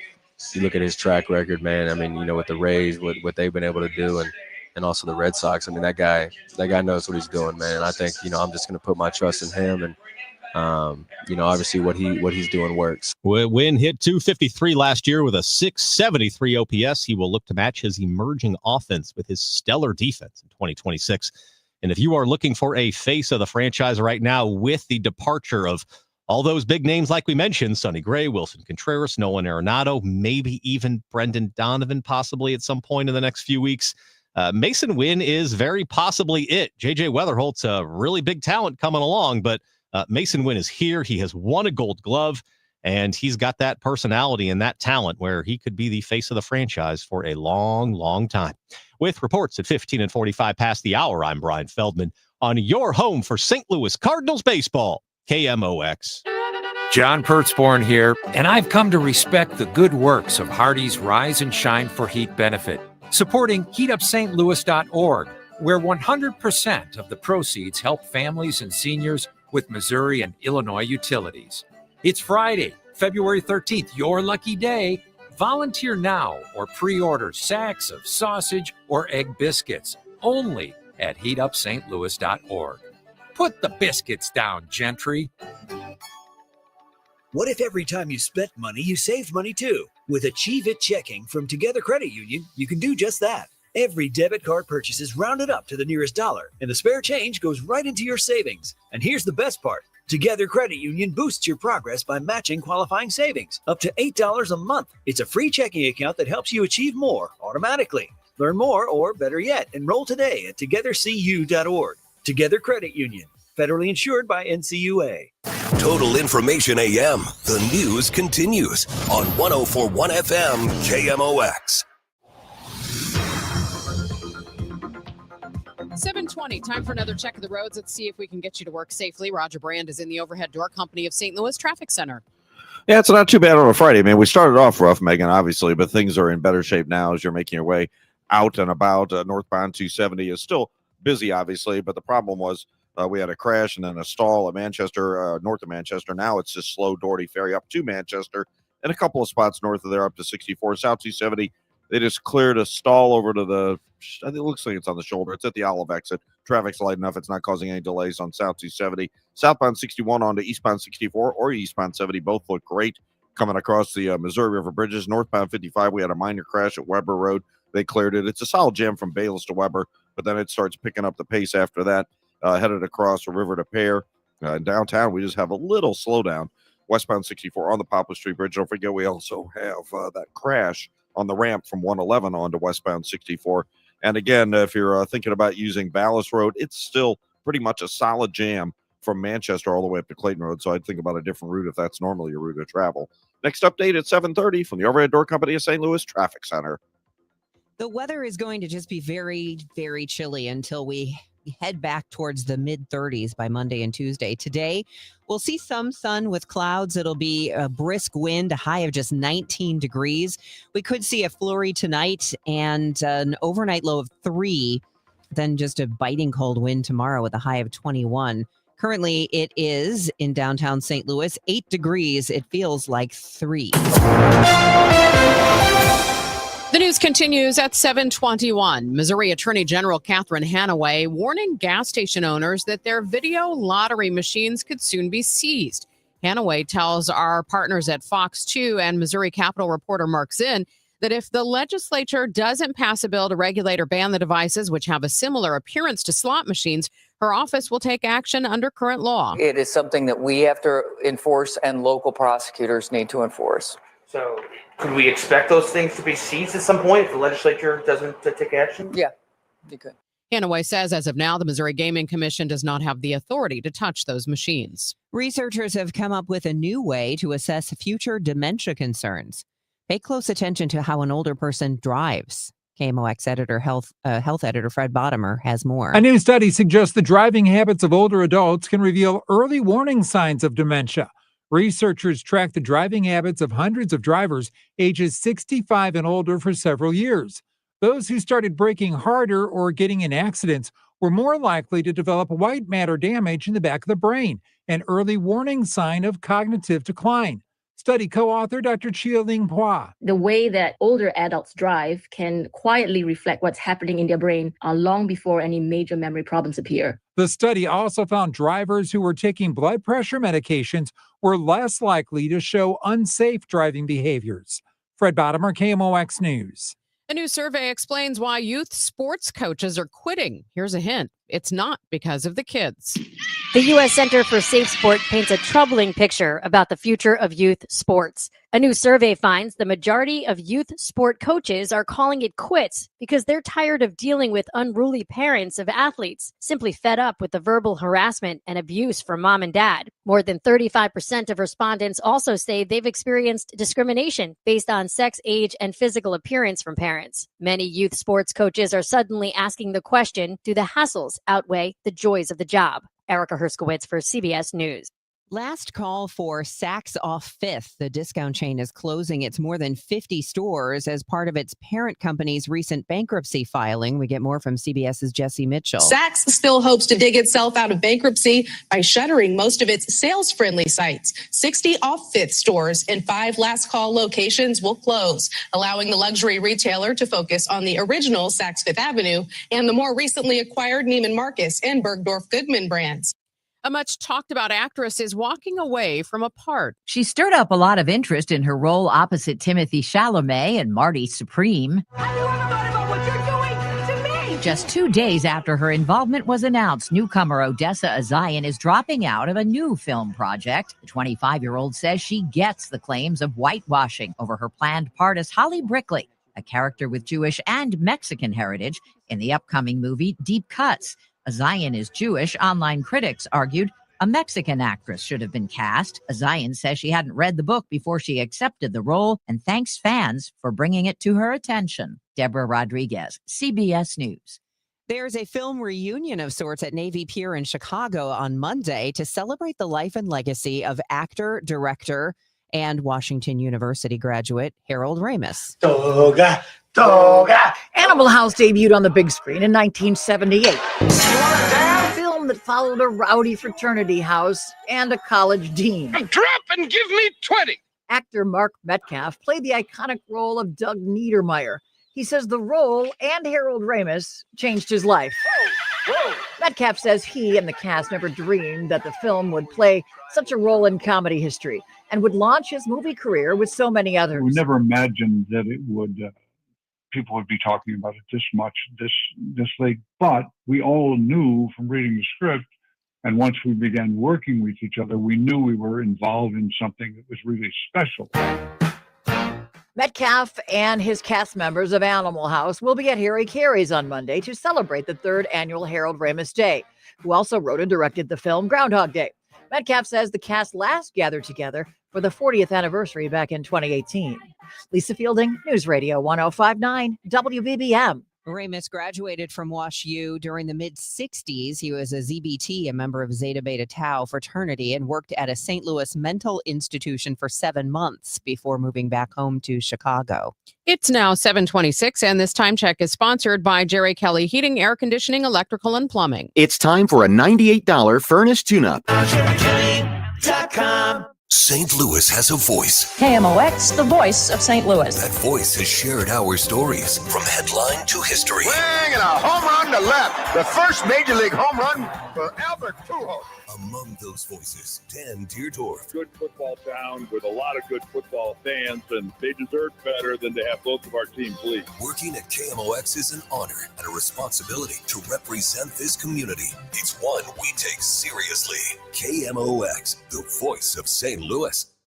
In times that feel uncertain, music can bring us together.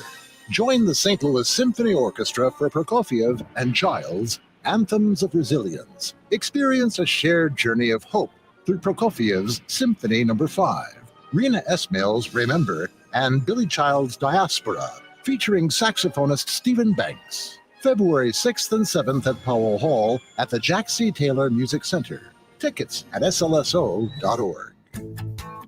This is Corey from Air Comfort Service Heating, Cooling, and Insulation. There's never a good time for your heating system to stop working. If yours does, no matter what time or day, Air Comfort Service offers 24/7 emergency HVAC service. Contact our award-winning team for 5-star heating service and stay in your comfort zone. For heating and 24/7 emergency service, contact Air Comfort Service Heating, Cooling, and Insulation at aircomfortservice.com. That's aircomfortservice.com.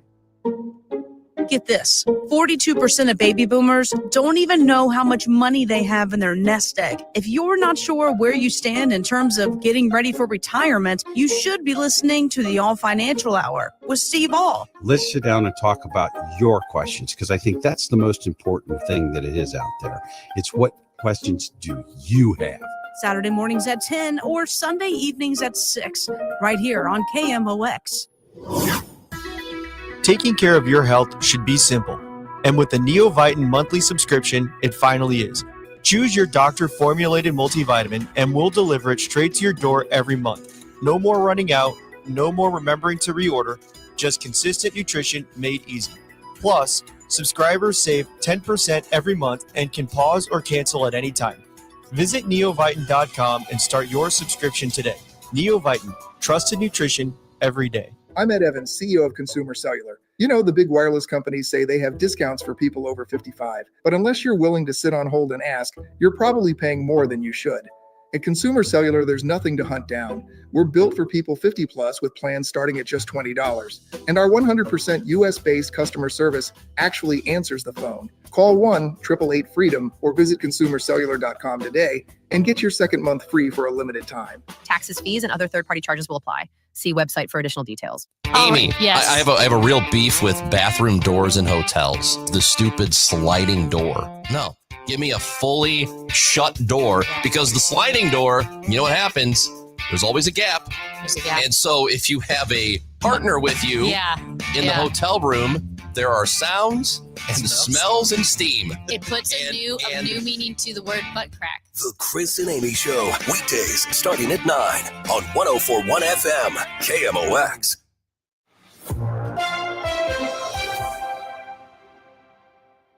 It is now 7:30, and it looks like a beautiful morning out there. We've got some sunshine in downtown St. Louis, and currently it is 8 degrees.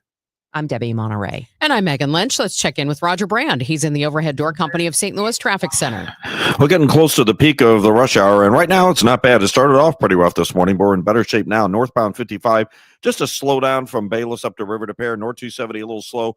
North of Gravois merging with the traffic coming on at that point, and then the right lanes up north of Manchester toward Clayton Road are a little busy. Northbound 141, there's some volume still north of Manchester. It's slow from about Milldale all the way up to 64, but there's pockets south of there, like I said, in the Manchester area. It's due to the earlier closure of 270. A lot of folks just opted to start their day going that way. If you're on eastbound Highway 70, looks like there was an incident at the airport at Air Flight, just sort of a slowdown coming up the hill from Cypress to that point. Westbound 64, west of Big Bend out to Hanley, a little bit busy. Northbound Ballas is still a mess. Not quite back to Manchester, but pretty close. Just north of Manchester, still a jam all the way up to Clayton Road. On the Illinois side, just a little slowdown westbound 64 on the Poplar Street Bridge. Next update at 7:40 from the Overhead Door Company of St. Louis Traffic Center. It is going to be just cold, so be prepared for a high today of 19 degrees. We'll see sun and clouds, and overnight it's going to be 3. We could see a few flurries. And then tomorrow, more sun than clouds with a biting cold wind and a high of 21. Right now, it's mostly sunny. That's the good news. It's 8 degrees downtown. 7:31 now. St. Louis County Police investigating a shooting in rural Florissant. It happened around 3:45 this morning in the 15,000 block of Old Jamestown Road. Our news partners at Fox 2 report one person injured. Currently, we've been operating under our Healthy Home Repair program. We'll be piloting a new program that is going to allow us to scale much more efficiently. Residents who have not applied for home assistance yet after the May tornado can do that in a few different ways. Our private property assistance program application is online at app.stlrecovers.com. You can also go in person to our outreach center, our STL Recovers Outreach Center at 4401 Natural Bridge. Mayor Kara Spencer says the city needs your permission to go on your property. Home repair should start in March, but you have to sign up by February 14th. The St. Louis Citizen Service Bureau wants to hear if you live in areas of the city that haven't seen a plow since last weekend's snow. If you live in the Soulard area, it's been cleared. It's down to pavement. There's only snow on the sides of the streets. Cars can still park there, and vehicles can still drive down, actually on both sides of the road. So no problems in the Soulard area. Benton Park appears to be pretty clear as well. The Cherokee District down in South St. Louis appears to have clear streets as well. But there are other areas in South St. Louis, especially Southwest St. Louis, that have not been cleaned as well. You can't see pavement in areas just west of Hampton. Now, they want to know if you still have areas that are covered in snow or that are providing any type of hazard. In South City, Maria Kina, KMOX News. Amtrak sent out a note overnight that today's passenger rail service between St. Louis and Chicago, specifically the Lincoln service trains 300 and 302, are canceled. Amtrak will be using buses to get passengers to their destinations. The company blames lingering effects from last weekend's storm and equipment unavailability. The news is sponsored by Michael's Flooring Outlet, the flooring experts, michaelsflooringoutlet.com. It is 7:33. We've got your Money Minute from Bloomberg coming up next. At Uline, they know going the extra mile takes hard work. For companies pushing to go further, Uline will go the distance with you. 24/7, they answer the phone to get you the shipping and industrial supplies you need. Business can move fast. Unexpected large orders, adverse weather, new safety guidelines, and changing economic trends.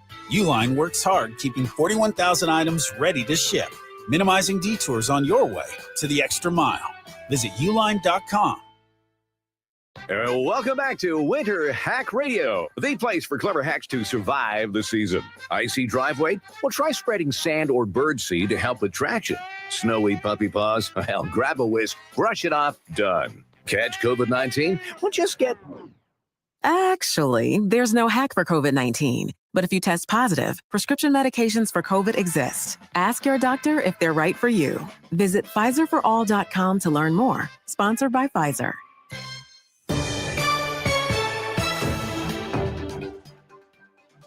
It's now 7:35, and it's time for your money report, sponsored by Busey Bank. This is a Bloomberg Money Minute.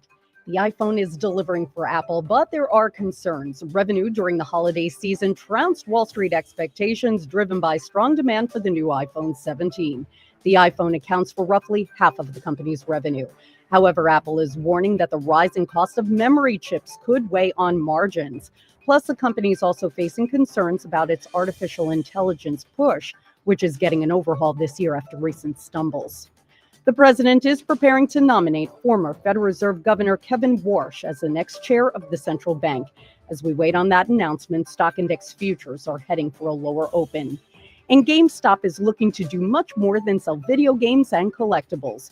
The company's CEO is telling the Wall Street Journal he's looking at a major acquisition of a publicly traded firm, likely in the consumer or retail industries. Ryan Cohen has his sights set on a few big companies and plans to approach them soon. Courtney Donahoe, Bloomberg Radio. This is the take care of my family goal. This is the enjoy the life I've built goal. This is the set up a foundation goal. This is Busey, where your goals become lasting legacies. Through bespoke plans that maximize your wealth, through partnerships that give you peace of mind. Because building wealth, tending to it, and passing it down secures a brighter future. Busey Bank, building business, growing wealth since 1868. Member FDIC. Soulard is going to the dogs. Make sure to bring your four-legged friend to the streets of Soulard for the 33rd annual Purina Pet Parade, the world's largest costume pet parade. It all starts at 12th and Allen, Sunday, February 8th at 1 p.m. And KMOX's own Dave Glover will be leading the pack as the parade's Grand Marshal. Sign up today to march in the parade with your dog. The event supports Open Door Animal Sanctuary. For more details, PurinaPetParade.com. Don't miss this annual St. Louis Mardi Gras tradition, sponsored by Purina. Welcome back to Winter Hack Radio, the place for clever hacks to survive the season. Icy driveway? Well, try spreading sand or birdseed to help with traction. Snowy puppy paws? Well, grab a whisk, brush it off, done. Catch COVID-19? Well, just get... Actually, there's no hack for COVID-19. But if you test positive, prescription medications for COVID exist. Ask your doctor if they're right for you. Visit PfizerForAll.com to learn more. Sponsored by Pfizer. DQ presents The Spicy Menu. For a limited time, try the new Flamethrower Chicken Strip Basket for $6.99 with spicy bold strips that heat you up. Served with a side of famous DQ soft serve as a dip to cool you down. That's right, dip those spicy chicken strips right into soft serve, plus fries and toast, all for just $6.99. And add a new pineapple lemonade sparkler or cooler made with tahini. It's the limited time only Slicey menu. Get it delivered in the DQ app. Happy tastes good. Participation may vary. Fairwinds River's Edge is more than a place to live. It's a place to belong. Come see why we have been voted Best Independent Senior Living Community for 4 years in a row by U.S. News and World Report. We think you'll like it here, and the experts agree. Come see us for yourself. Call to schedule a tour and complimentary lunch, or to learn more about our upcoming App University that can help enhance your everyday life. Find us online at fairwindsriversedge.com. I'm Ultima Morgan of Morgan & Morgan. Every time one of my children started driving, it was terrifying. Thousands of accidents happen across the country. We see it every day. If you've been injured in a car accident, call us. Dial pound law or visit forthepeople.com for an office near you. Renewal by Andersen is the #1 window and door brand for customer service. Schedule your free inspection today. Call 877-WINDOWS. That's 877-WINDOWS. Or head to rbastl.com. Rush Hour Sports, Matt Pauley, Kevin Wheeler with you here. Bernie Miklasz joins Rush Hour Sports tonight at 5 on America's Sports Voice, KMOX. It is 7:39, and President Trump has announced his selection as the next chair of the Federal Reserve. President Trump says he'll nominate former Federal Reserve Governor Kevin Warsh to be the next Fed chair. Warsh would replace Jerome Powell when his term expires in May. Trump chose Powell to lead the Fed in 2017, but recently has assailed him for not cutting interest rates quickly enough. Warsh's appointment requires Senate confirmation. On his Truth Social site, Trump writes he has, quote, "No doubt Warsh will go down as one of the great Fed chairmen, maybe the best." Warsh was on the Fed's board from 2006 to 2011.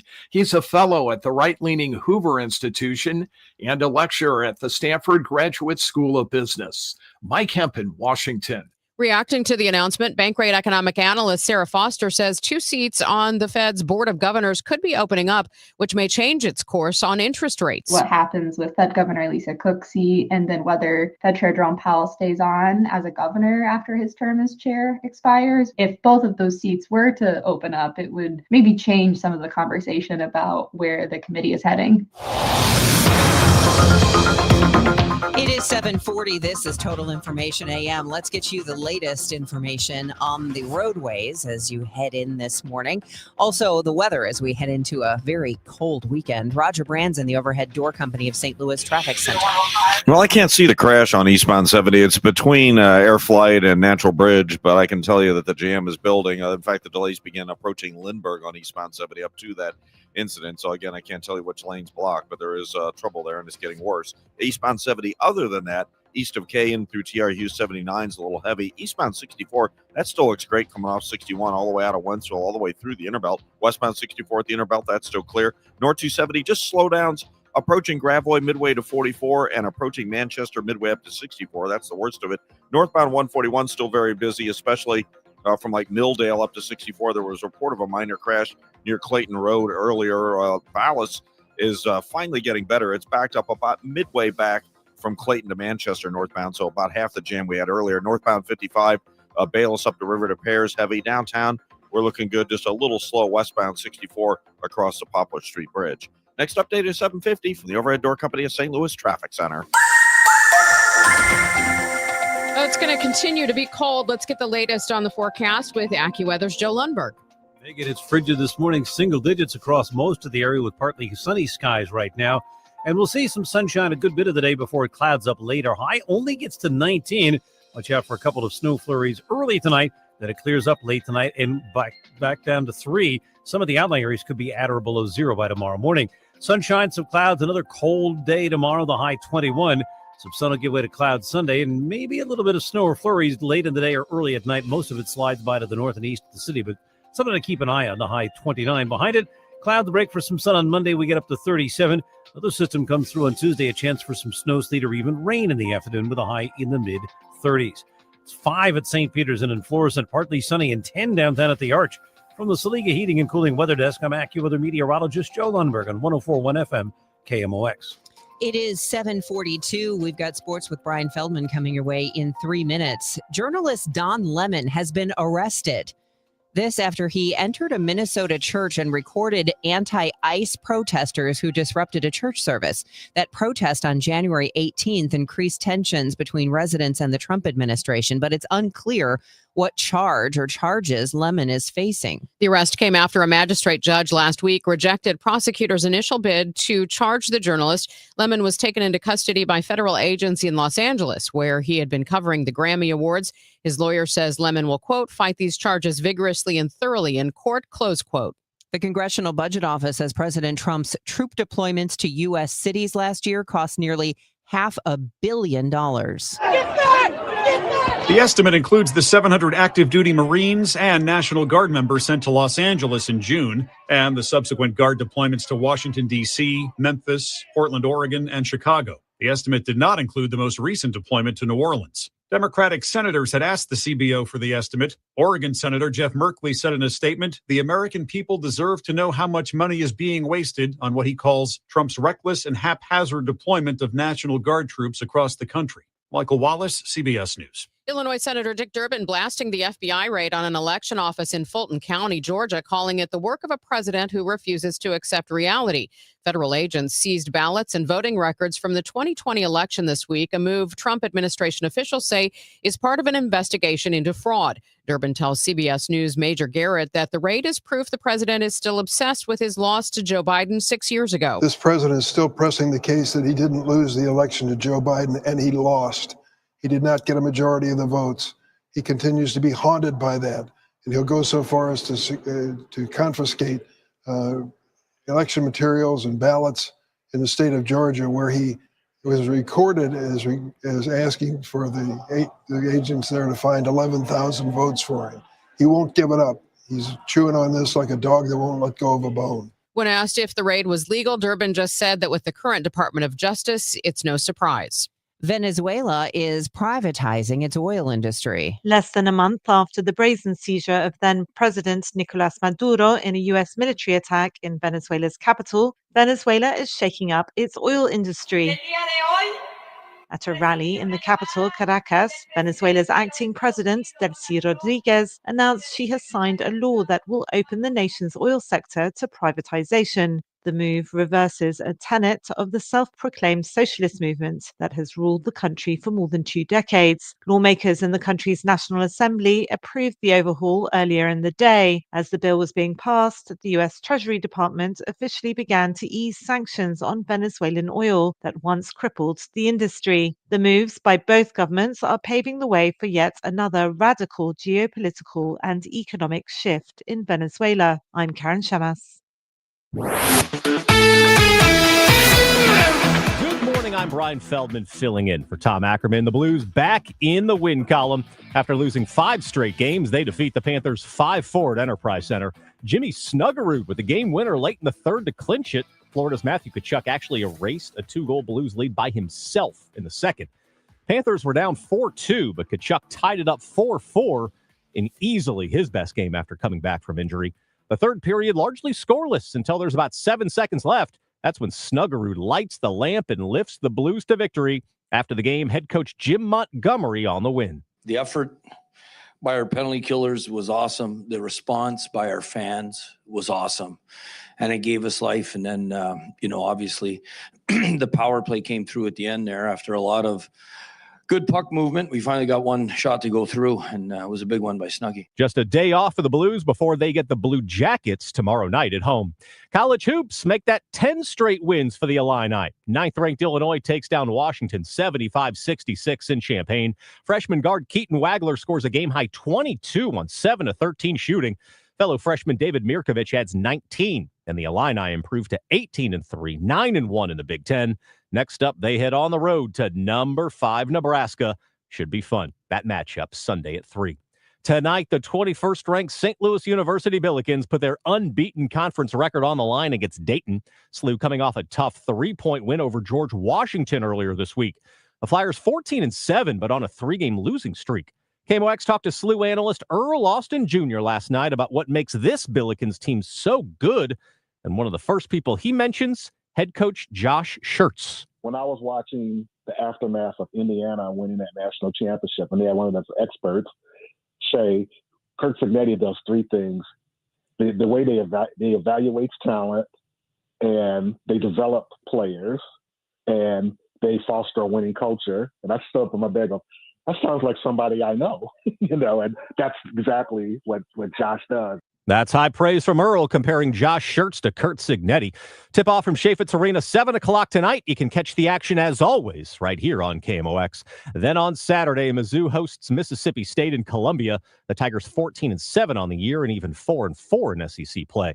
On to baseball, the winter warm-up over. That means baseball season's just about here. Spring training for the Cardinals begins in just a few weeks, and it'll look awfully different. No Wilson Contreras, no Sonny Gray, no Nolan Arenado. Still TBD on whether Brendan Donovan will be around.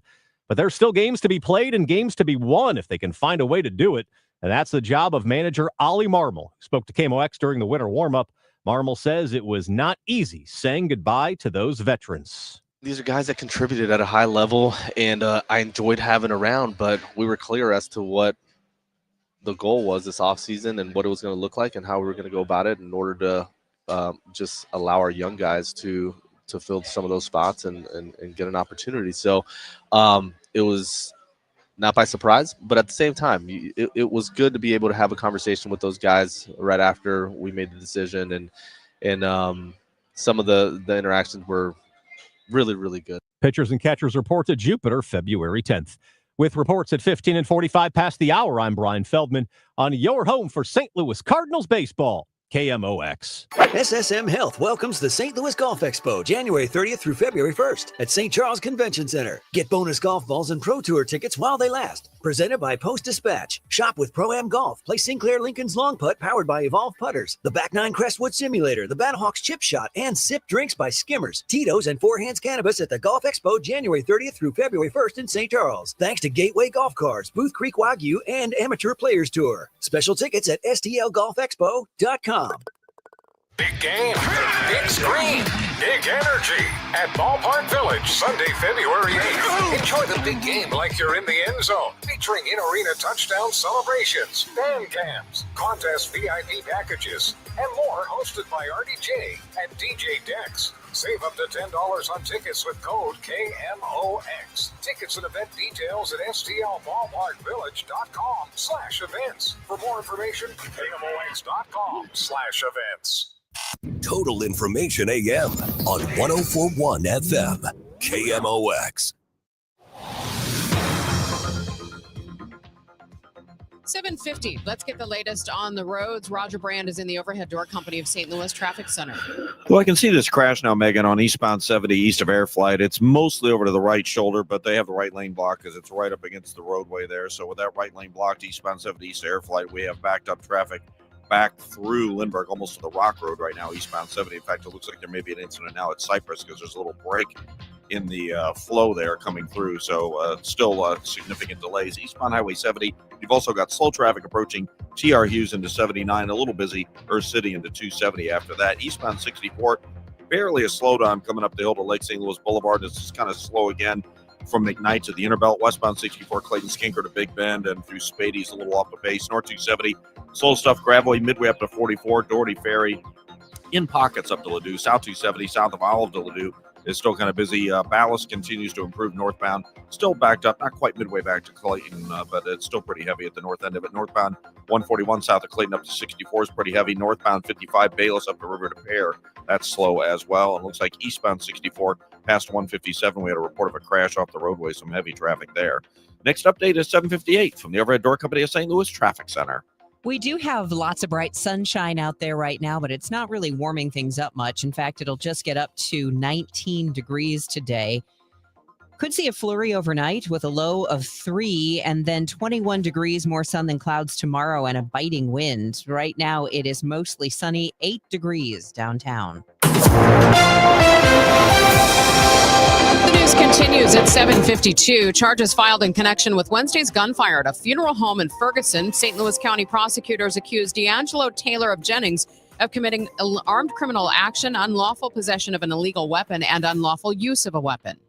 Police arrested Taylor at a restaurant near Cotton Branch Mortuary where that shooting took place. They say he had a Glock handgun, which had been altered with a switch to make it semi-automatic. 3 people were wounded by the shots fired. 2 were hit by flying glass, and a third was hit by a car as people tried leaving the scene. All of those injuries are said to be non-life-threatening. While lawmakers in Jefferson City fight over the future of video lottery terminals and gas stations, Attorney General Catherine Hanaway says the current situation is unsustainable.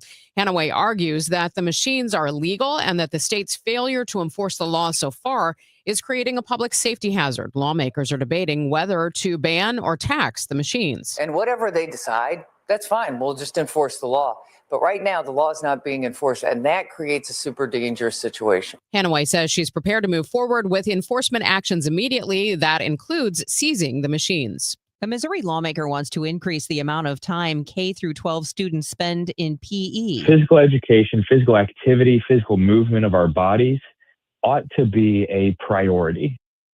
Speaking on Total Information AM, Representative Bishop Davidson says there's a body of research demonstrating the benefits of increased physical activity for students. It improves learning outcomes, right? It improves mental health for our students. Obviously, improves their physical health, also helps with behavioral issues.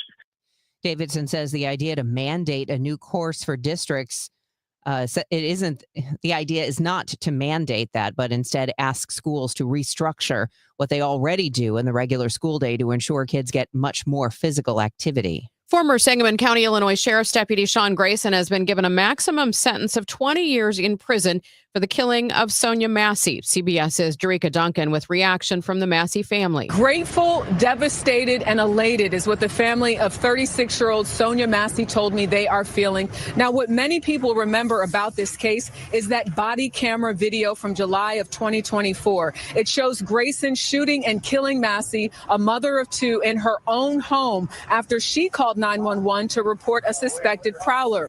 Could be a first for the Trump administration with a midnight deadline tonight looming to fund the government or shut it down. Details from CBS News congressional correspondent Caitlin Huey-Burns. The president of the United States, Donald Trump, coming to an agreement with Senate Democrats to partially fund the government while also continuing this debate over immigration policy and funding. Here's the deal. The Senate is going to vote on 5 bills that would fund most of the federal government through September while voting for just a 2-week extension for the Department of Homeland Security.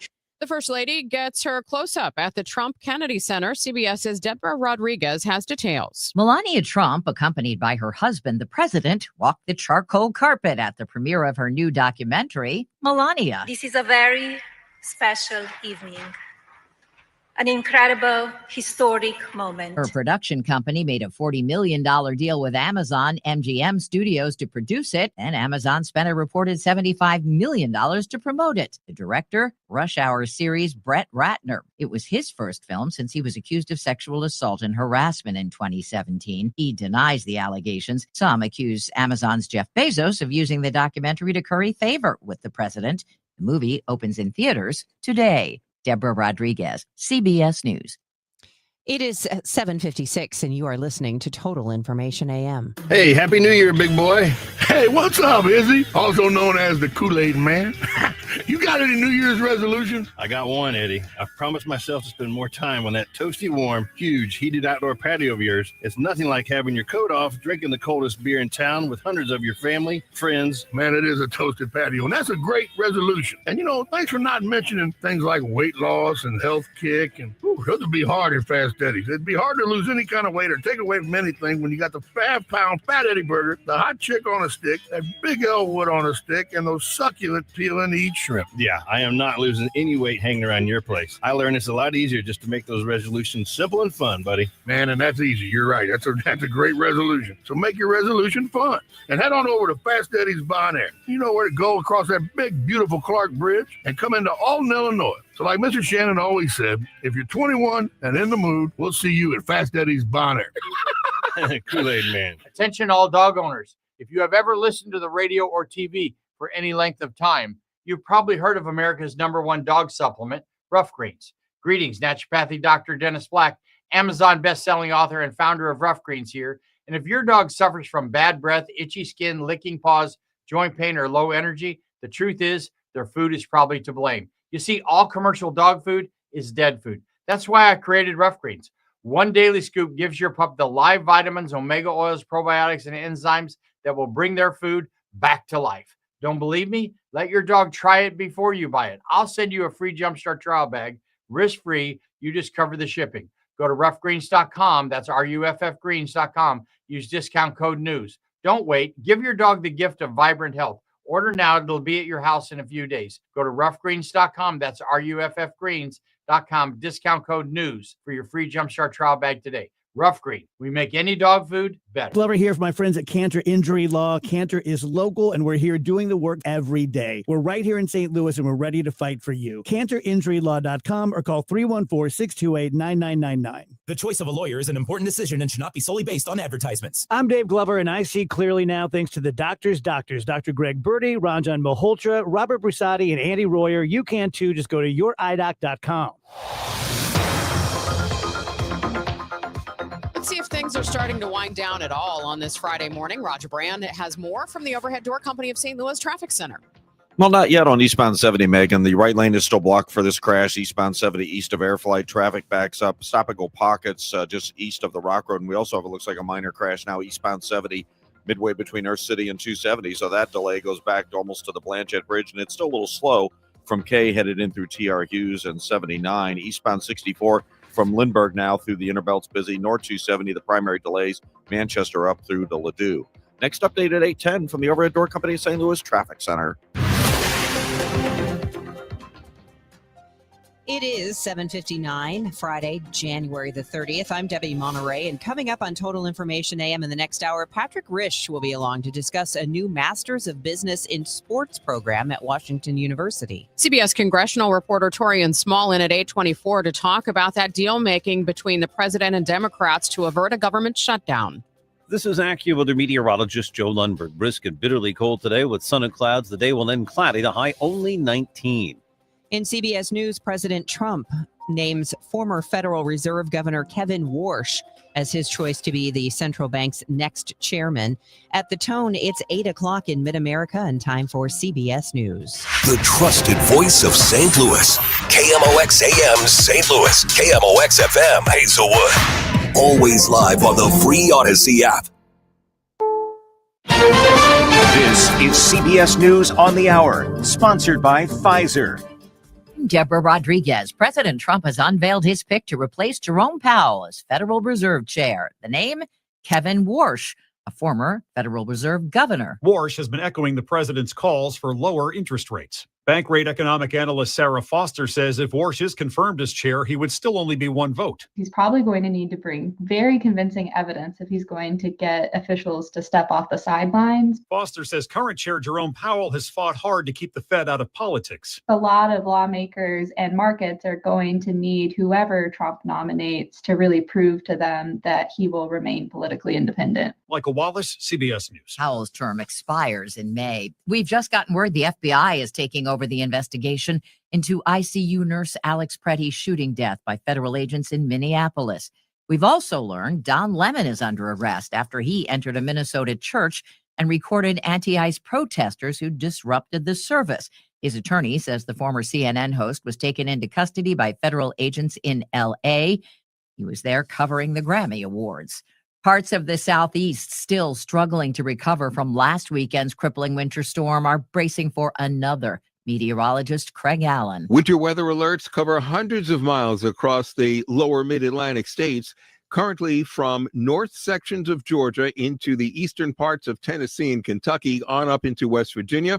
It also includes some midsections of Virginia. Tens of thousands of people in Mississippi still have no power. The Northeast Electric Power Association's Keith Hayward. The roads were completely locked up, very, very dangerous. Trees across the roads that we could not get through to even get to some of our customers. The main border crossing between Gaza and Egypt will reopen Sunday after a 2-year closure. Linda Gradstein reports from Jerusalem. The reopening of the Rafah border crossing is part of the U.S. brokered ceasefire deal between Israel and Hamas in Gaza and comes after Hamas returned the body of the last remaining Israeli hostage.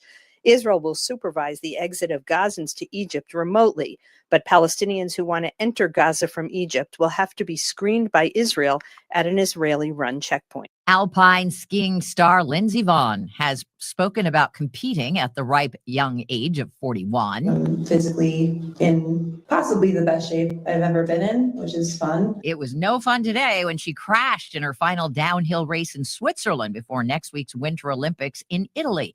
Vonn was airlifted for medical checks. The CEO of the International Ski and Snowboard Federation says she hurt her left knee. She has a partial implant in her right. This is CBS News. You still got it, but your immune system weakens as you age, making it harder to fight flu, pneumococcal pneumonia, RSV, and COVID-19. Ask your doctor or pharmacist which vaccines you need. Sponsor. At 8:03, we have sunny skies, 5 degrees downtown at the Arch. Today is Friday, January 30th. I'm Megan Lynch. St. Louis Mayor Kara Spencer expressing concern with the St. Louis Board of Police Commissioners making a tentative agreement with the St. Louis Police Officers Association on pay increases. Spencer says the Board of Police Commissioners made a decision for the raises without having an estimate of the cost. One of the critical pieces here that while the police commission is maybe fitting this in their budget, there are resulting and residual massive increases to pension costs, the pay parity with our fire department, and a whole host of other considerations that were completely ignored in this process. And Spencer says this is putting raises for other city workers in grave jeopardy. Maria Kina, KMOX News. The city's new street department director has been put to the test with the latest large snowfall. And while several side streets and secondary roads still need cleaning, James Jackson says he knows what Mayor Spencer expects. They placed a large amount of faith in me. We do not make promises that we do not keep. And I have been tremendously pleased with what I have seen from my team.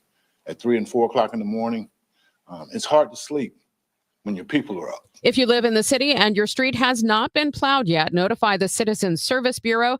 They want to know which areas still need attention. Crews are aware there are several areas still in need of plowing.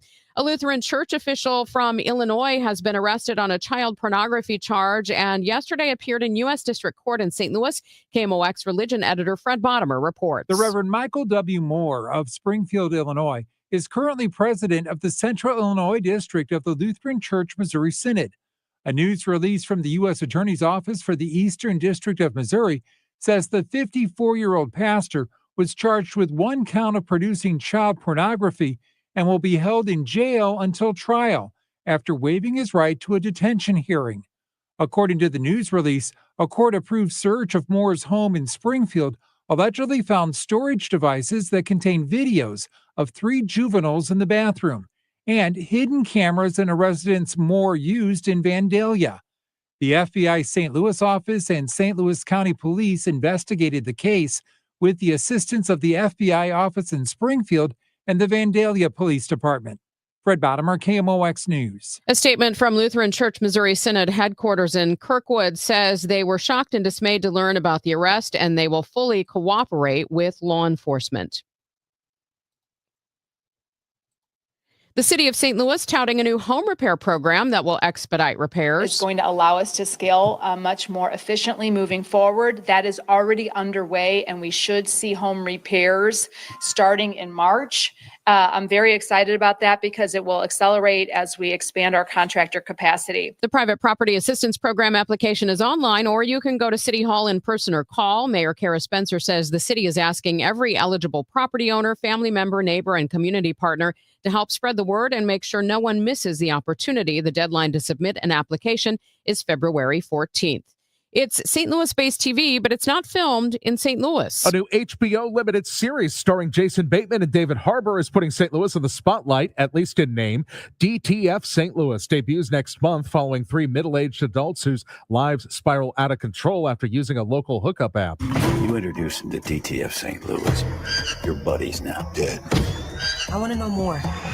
We always want to know more. But you won't see any actual St. Louis streets in the background. The entire 7-episode series was shot in Atlanta. Those St. Louis boosters hope that trend will change. With Missouri's new SHOMO Act in effect, the state is offering millions in annual tax credits to lure productions back. The goal is to make it financially viable for the next DTF St. Louis or Ozark to actually spend its budget here in Missouri instead of exporting the work to Georgia. Michael Calhoun, KMOX News. From the KMOX Business Desk. If you're dreaming of a tropical paradise but can't get there, the Missouri Botanical Garden might be able to help. The annual Orchid Show opens tomorrow at the Jack C. Taylor Center's Emerson Conservatory. The garden's vast orchid collection includes more than 5,000 individual plants with nearly 700 different types of orchids from Mediterranean climates from around the world. The Orchid Show is included with admission and free for members. It's now 8:08. We'll check traffic and weather in 2 minutes.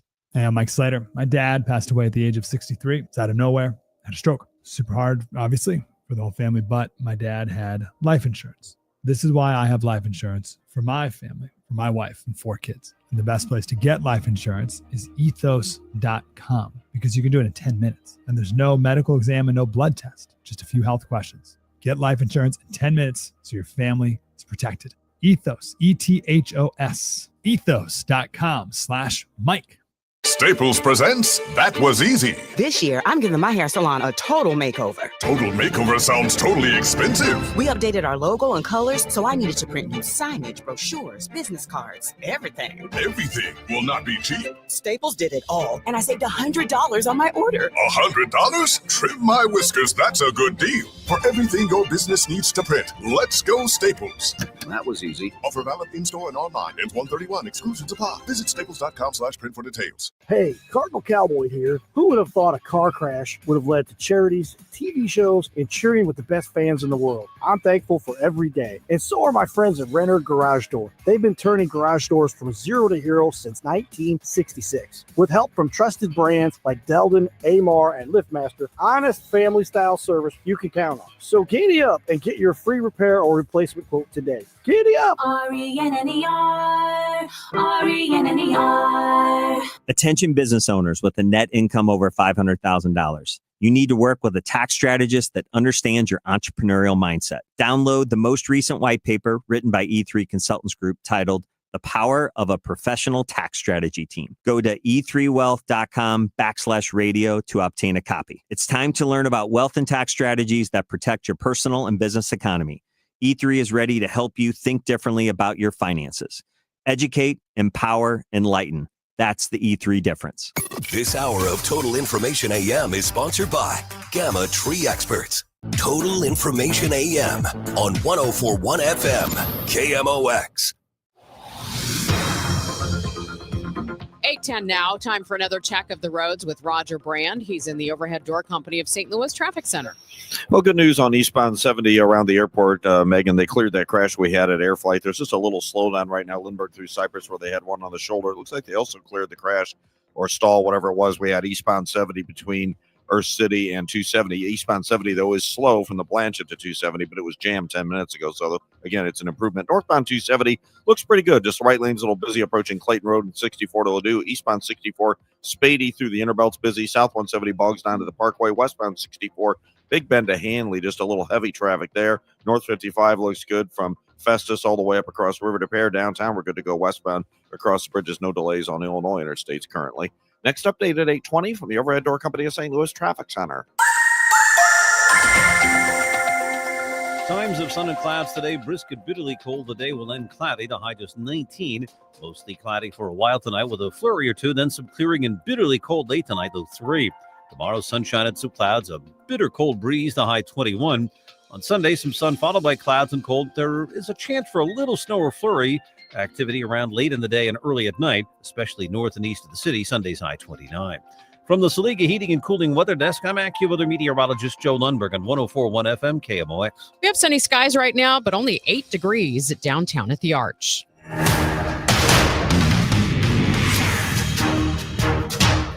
This is Total Information AM here on KMOX. I'm Megan Lynch. The U.S. sports industry is massive, fueling the economy in multiple ways. That's why Washington University in St. Louis is stepping up its game with a new master's level Business of Sports program. Joining me now, Dr. Patrick Risch, Executive Director of the Business of Sports program at WashU in St. Louis. Thank you so much for being with me this morning. Thanks, Megan. Talk about the focus of the program. Yeah, Megan, the focus is really going to be placing these kids that come to us from all over the country. And right now we've got recruits coming from all directions, East Coast, West Coast, North, South, to find places for them to work in the industry. And they can work for teams, pro or college. They could work for leagues. They could work for consulting firms. They could work for brands like Nike or other consulting agencies. That's one of the benefits, one of the reasons, Megan, we wanted to do this program is we've had an undergraduate program for over a decade, and we've had so much success that I think the alumni and, of course, the leadership at the Olin Business School realized we've got something special here. Let's go ahead and take this to the next level. Let's talk about the modern sports industry. You mentioned so many things. It's not just agents and TV contracts anymore. How has it changed, maybe in just the last decade? Well, I think the one area that's really taken off, and these kids amaze me with their talents, is in the social digital media space. Marketing has changed for all companies and all industries, but certainly in the sports industry. So we have people that, some of our alums, they work for companies like Wit Sports, like Fresh Tape Media. Steffi Blank, Jared Kleinstein are two of our alums that work at those companies, and they have hired our undergrads in recent years because these kids are so adept at using social digital media, being creative to help pitch stories. I mean, sports is storytelling. So social digital media has allowed teams and leagues and individual athletes to storytell better than ever before. And this is an area where we can help incoming master students. How do you see artificial intelligence having an impact in years to come on all aspects of sporting? Well, it's funny that you mentioned that because we also have an AI program that's getting started at the master's level at WashU. But, Megan, analytics and AI, they certainly go hand in hand. And so to go back to your prior question, that's another area where the industry has really radically changed is the application of analytics and predictive modeling where AI can come in both on the field and off the field. Off the field, you talk about pricing, corporate partnerships, evaluating fan sentiments, as we did some research at the U.S. Figure Skating Championships. But on the field, it's probably no surprise that here in a baseball town like St. Louis, we have 6 young alums who work across the league for baseball analytics with the Cubs, with the Yankees, with the Pirates. So a lot of these kids coming into the program, they're hoping to also get involved in analytics either on or off the field. What kind of opportunities do newly formed women's professional leagues give for people that might be going through this program? I am glad you asked that question because one of the things we hang our hat on is really advocating for women's sports. And because you see a proliferation in the WNBA, you see expansion. At the National Women's Soccer League, you're seeing expansion. More recently, the Professional Women's Hockey League, that's a relatively new league. So all of these leagues are creating franchises. And of course, these franchises have opportunities to work in ticketing, in corporate partnerships, in social digital media, and in analytics. So this is wonderful. And incidentally, 2 other things. We're the only university in America that has an annual Business of Women in Sports webinar series. Our next episode is next week. And what are we celebrating? We're celebrating the launch of the Denver Summit FC, the new expansion team in NWSL. So it's really a fun time to be here. And our alumni base, women and all of the alums of our program, boy, they just want to give back. And I think that's one of the selling points to any of the parents that are listening to this interview, whether you're in St. Louis or you're within the earshot of KMOX, which is a wide reach. The access, the mentorship, the community that we have formed through our undergraduate program, we're going to also have that at the master's level. And it's a great way for kids to get into the industry. I'm curious if that is something that really is necessary to try to break into the industry in a meaningful way. I tell you what, there are a lot of people that don't have graduate degrees that get into the sports industry, Megan, but I think the industry has become so competitive. And a lot of these kids that have already committed to our program are kids that come from universities like the Davidson colleges and Wesleyan universities, good schools, but schools that maybe don't have business degrees and they don't have any formal sports training. So for kids like that have a passion for sports, they want to get in, but they're kind of standing outside the door right now because they don't have the access. They don't have the connections. They don't have the network, and they don't have that mentorship. And that's where we come in. It seems like one of the big challenges for sports franchises right now is that community outreach through broadcasting and streaming. It seems like there's been a lot of upheaval in that part of it. How do you guide these people that are going through your program and how they may have to navigate that scene? Well, that's a great question. And of course, one of our local alums, Manu Nakis of FanDuel Sportsman West, is going to be teaching our sports media course. First of all, it's educating these students on all the change that's taken place. And you're right, the regional sports network industry has taken a hit, as we all know, in this community and nationally. So educating the students on the evolution of sports media. But, Megan, I got to say, one of the interesting things and the fun things I'm looking forward in this master's program with media in particular is historically some of our undergraduates, they haven't shown as much of an interest getting into places like ESPN or Fox. And I believe that with this new crop of students coming in based on our interviews, we are going to find ways to place these kids. So media is ever evolving, as we said, but I am very confident that we're going to be able to place a lot of these kids in that realm as well. Dr. Risch, I mentioned this at the very beginning about how sports fuels the economy, but could you give our listeners a sense of really the economic impact in this country and in this community that sports brings? Well, certainly when you talk globally, the sports industry is in the top 10 in terms of revenue generation globally. When you think of, again, whether it's professional sports, collegiate sports, we've seen the tremendous growth in that. And certainly, Megan, we've seen in this community the impact that the Cardinals, the Blues, City SC have had on basically activity in downtown St. Louis. Upgrading the Enterprise Center, the impact that that's had in our ability just in the last 6 months, hosting the Frozen Four in April, just hosting the Figure Skating Championship. Those championships wouldn't come to St. Louis if there hadn't been these upgrades to Enterprise Center. So the industry globally is one of the top 10 in the world in terms of revenue and dollars spent. And there's no question here in America and certainly in St. Louis, the sports industry has a major impact both financially, but also aesthetically and intangibly on people's hopes and kind of just having entertainment amenities for us to enjoy throughout the year. For people listening, maybe they didn't know there was a business of sports program and now they're intrigued by this master's. How do they find more information?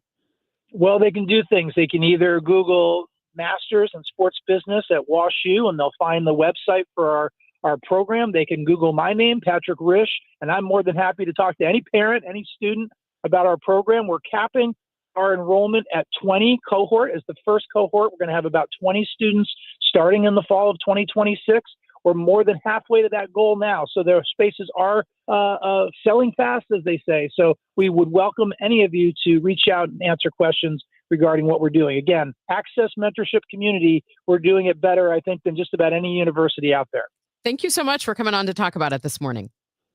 Thanks, Megan. That is Dr. Patrick Risch, Executive Director of the Business of Sports program at WashU in St. Louis. Coming up next, we're going to look at that deal that could avoid a government shutdown. CBS News congressional reporter Torian Small is going to join me in just a moment. First, though, we need to get you an update on your ride into work with Roger Brand in the Overhead Door Company of St. Louis Traffic Center. Well, Megan, things continue to improve. This traffic reports a service of financial and tax strategies. If you're on eastbound 70, it's still slow. Let's call it 5th Street into 270 because of a few earlier incidents. That's what's left. Just some slow going there. North 270, the right lane's a little busy approaching the Clayton Road overpass. Eastbound 64, that's still pretty busy from just east of Lindbergh into about Big Bend. South 170, Brentwood to 64, slow. Westbound 64, west of Big Bend to Hanley. The right lanes are a little busy, but otherwise, the rest of these interstates are looking great for you on both sides of the river. Next update at 8:30 from the Overhead Door Company of St. Louis Traffic Center. And checking that forecast for today, it looks like we're going to have bitterly cold temperatures throughout the day. We may have a mix of sun and clouds, a high just 19 degrees. Right now we have 6 degrees downtown at the Arch. Retirement shouldn't feel like balancing your checkbook while blindfolded. I'm Gary Goldberg, and my team helps you see the big picture so you can retire younger, richer, and with less anxiety. Because guessing is not a strategy. Tune in to Wealth and Wisdom with Gary Goldberg Saturday mornings at 7 here on KMOX. Save more on the brands pros trust at Lowe's. Right now, get up to 35% off select major appliances and choose from our wide lineup of top brands. Plus, save $100 on a Little Giant 22-foot multi-position ladder. Now just $189. Built for strength, flexibility, and job site versatility. Pros, these savings will only be here for a limited time. Lowe's, we help, you save. Valid through 1/30 while supplies last. Selection varies by location. See Lowe's.com for more details. Honey, that flu keeping you up? Did you take NyQuil Intense Flu? Nah, I got this. Okay, I don't got this. Yeah, you need NyQuil Intense Flu. Undo your flu with NyQuil Intense Flu. NyQuil Intense Flu provides powerful relief of your flu symptoms so you can sleep. You do got this.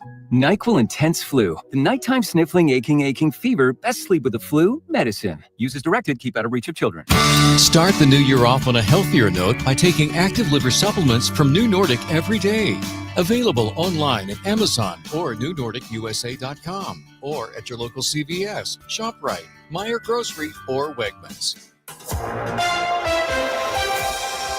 Welcome back to Total Information AM. I'm Megan Lynch. There's an agreement that could avert a partial government shutdown. Let's get the latest on the deal from CBS News congressional reporter Torian Small.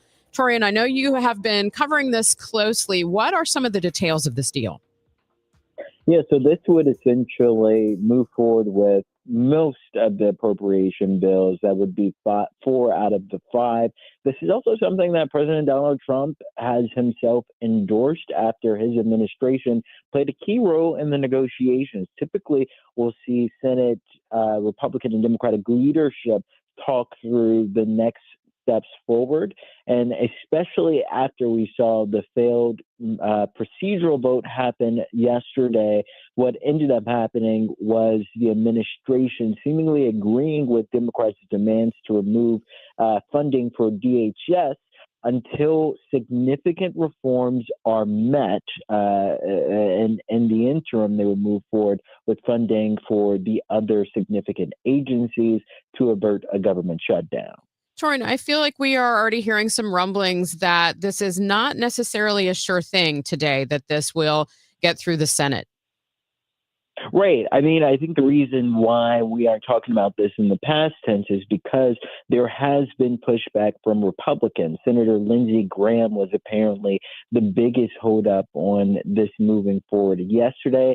Although it seems to be a bit unrelated, we're seeing reports that he was miffed by the fact that House Republicans, as part of this package, removed a provision that would allow for Republicans who were targeted in the investigation into the efforts to overturn the 2020 election to sue the federal government. They slipped that in during the last stopgap bill. That upset quite a few House Republicans, saying it had nothing to do with the budget. Now they're looking to reverse that action, which seems to be upsetting Senator Graham. What do you think the difference was between the last time we had a lengthy government shutdown and this time Democrats being willing to try to negotiate more on this?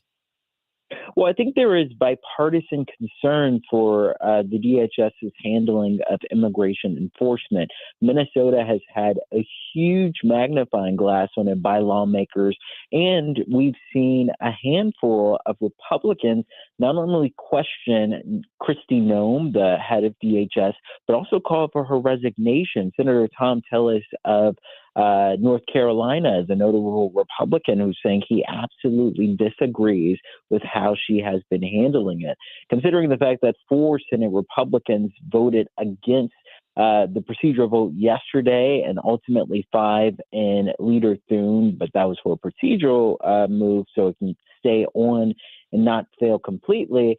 It's clear that there is bipartisan appetite for reforms, which is why we're seeing most likely a deal happen today. Could we be back to an impasse, though, over DHS funding in a couple of weeks, when this extension ends?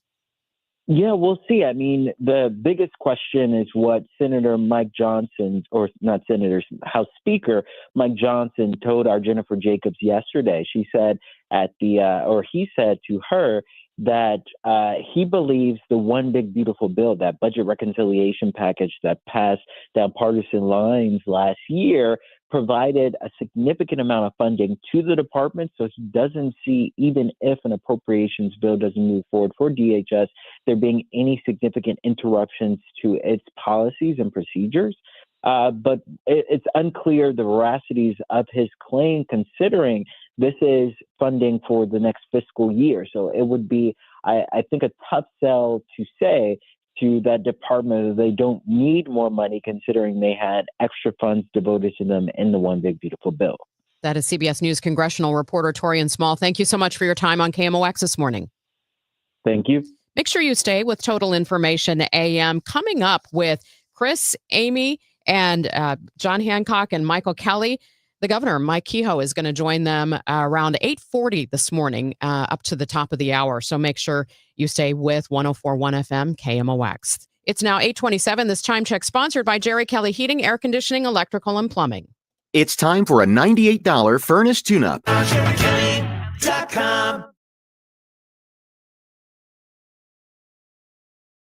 Do you need a change of scenery? I know I do. And we've got a trip plan that is going to do just that. It's a 5-day Arizona adventure with KMOX listeners, and I hope you can join us. This is coming up in September, but you got to act quickly before spots fill up. It's a 5-day trip where we're based in beautiful scenic Flagstaff, and we'll take in the stunning red rocks of Sedona. We'll stand in awe at the Grand Canyon, relax on a cruise of the clear blue waters of Lake Powell. It's going to be the perfect mix of natural beauty, easy adventure, and some unforgettable views. And I'm told this is the best time of year to do it in September with fewer crowds and comfortable temperatures. So join us again. It's 5 days, incredible scenery, and a really nice change of pace. Plus, you don't have to do anything. Everything is going to be planned out for us. It's going to be fantastic. Go to travelwithdebbie.net for all the details and to reserve your spot today. Travelwithdebbie.net or call 800-383-3131 for our 5-day adventure to Arizona, the Grand Canyon, Sedona in September. Travelwithdebbie.net. Oh, could this vintage store be any cuter? Right? And the best part, they accept Discover. Accept Discover? In a little place like this? I don't think so, Jennifer. Oh, yeah, huh? Discover's accepted where I like to shop. Come on, baby, get with the times. Right. So we shouldn't get the parachute pants? These are making a comeback. I think. Discover is accepted at 99% of places that take credit cards nationwide. Based on the February 2025 Nielsen report.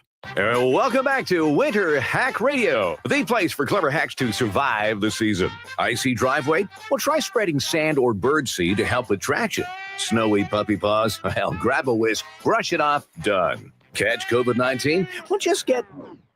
Actually, there's no hack for COVID-19. But if you test positive, prescription medications for COVID exist. Ask your doctor if they're right for you. Visit PfizerForAll.com to learn more. Sponsored by Pfizer. I dared Archwell Health to keep track of my vitals and my grandkids' names. I dared Archwell Health to simplify my prescriptions, so Max and I have more time to play. Good boy. And I dared Archwell Health to be closer than my neighborhood coffee shop. Our members dared us to do more as a primary care provider for adults age 60 and up. So we made it our mission. Visit archwellhealth.com and become a member today. Archwell Health. We dare to care.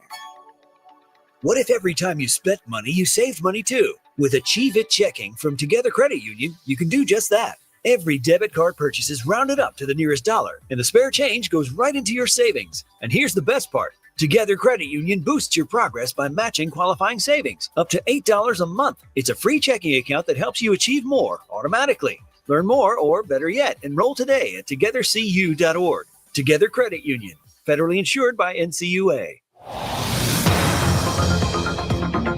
8:30, time for another check of the roads with Roger Brand. He's in the Overhead Door Company of St. Louis Traffic Center. Well, they had just had an EMS call out, Megan, for a crash westbound 44 Kings Highway. I don't see any issue there. This traffic reports a service of the Sandberg Phoenix law firm. What I do see, though, is a crash southbound Kings Highway at the westbound 44 on-ramp, partially blocking the right through lanes blocked there. I'm sure emergency crews will figure that out and get to it pretty quickly. We also have a new crash eastbound 64 near Clayton-Warson, back up at Lindbergh, and then it's still slow McKnight into Big Bend, south 170. Brentwood down to 64, still heavy, and eastbound 70 still slow from the Blanchette Bridge into 270 due to some earlier incidents, and there's a little slowdown on northbound 55 passing Bayless as well.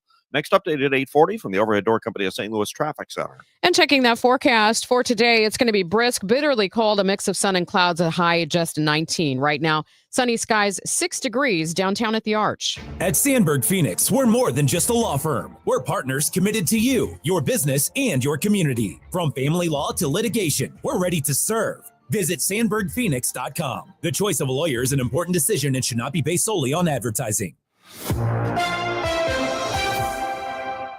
I'm Megan Lynch, and you're back with Total Information AM on KMOX. I have Julie Smith. She's an author and a constant guest here on KMOX. We love her because she runs down all the media that we consume and helps us really discern it. She's an instructor at Webster University. Julie, one of the things that we have watched closely as you've come on the show is this issue of AI use and how it affects public figures.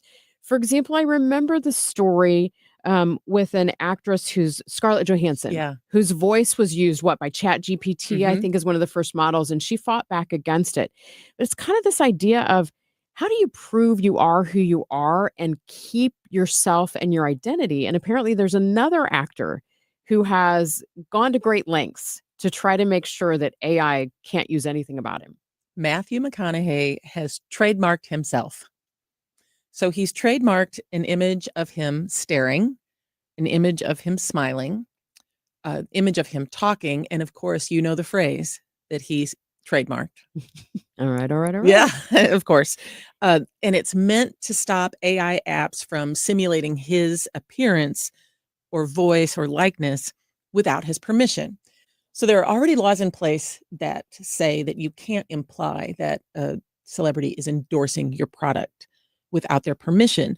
But what's weird now, Megan, is anybody can create like an AI image of someone famous. That's easy, right? You could go to any AI image generator and say, create an image of George Clooney tying my shoes or something.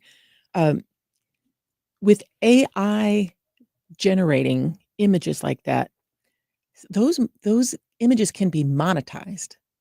So it's not like the likeness is necessarily endorsing a product, but that likeness is helping someone make money. And so it's kind of murky now about where the law is as far as using someone's name, image, and likeness. So I guess what we'll have to wait and see is if Matthew McConaughey turns around and sues anybody for trademark infringement and where it goes then. Right. And I also don't know if trademark infringement is an international thing because, so much of internet content originates outside of the US. I think it'd be pretty interesting.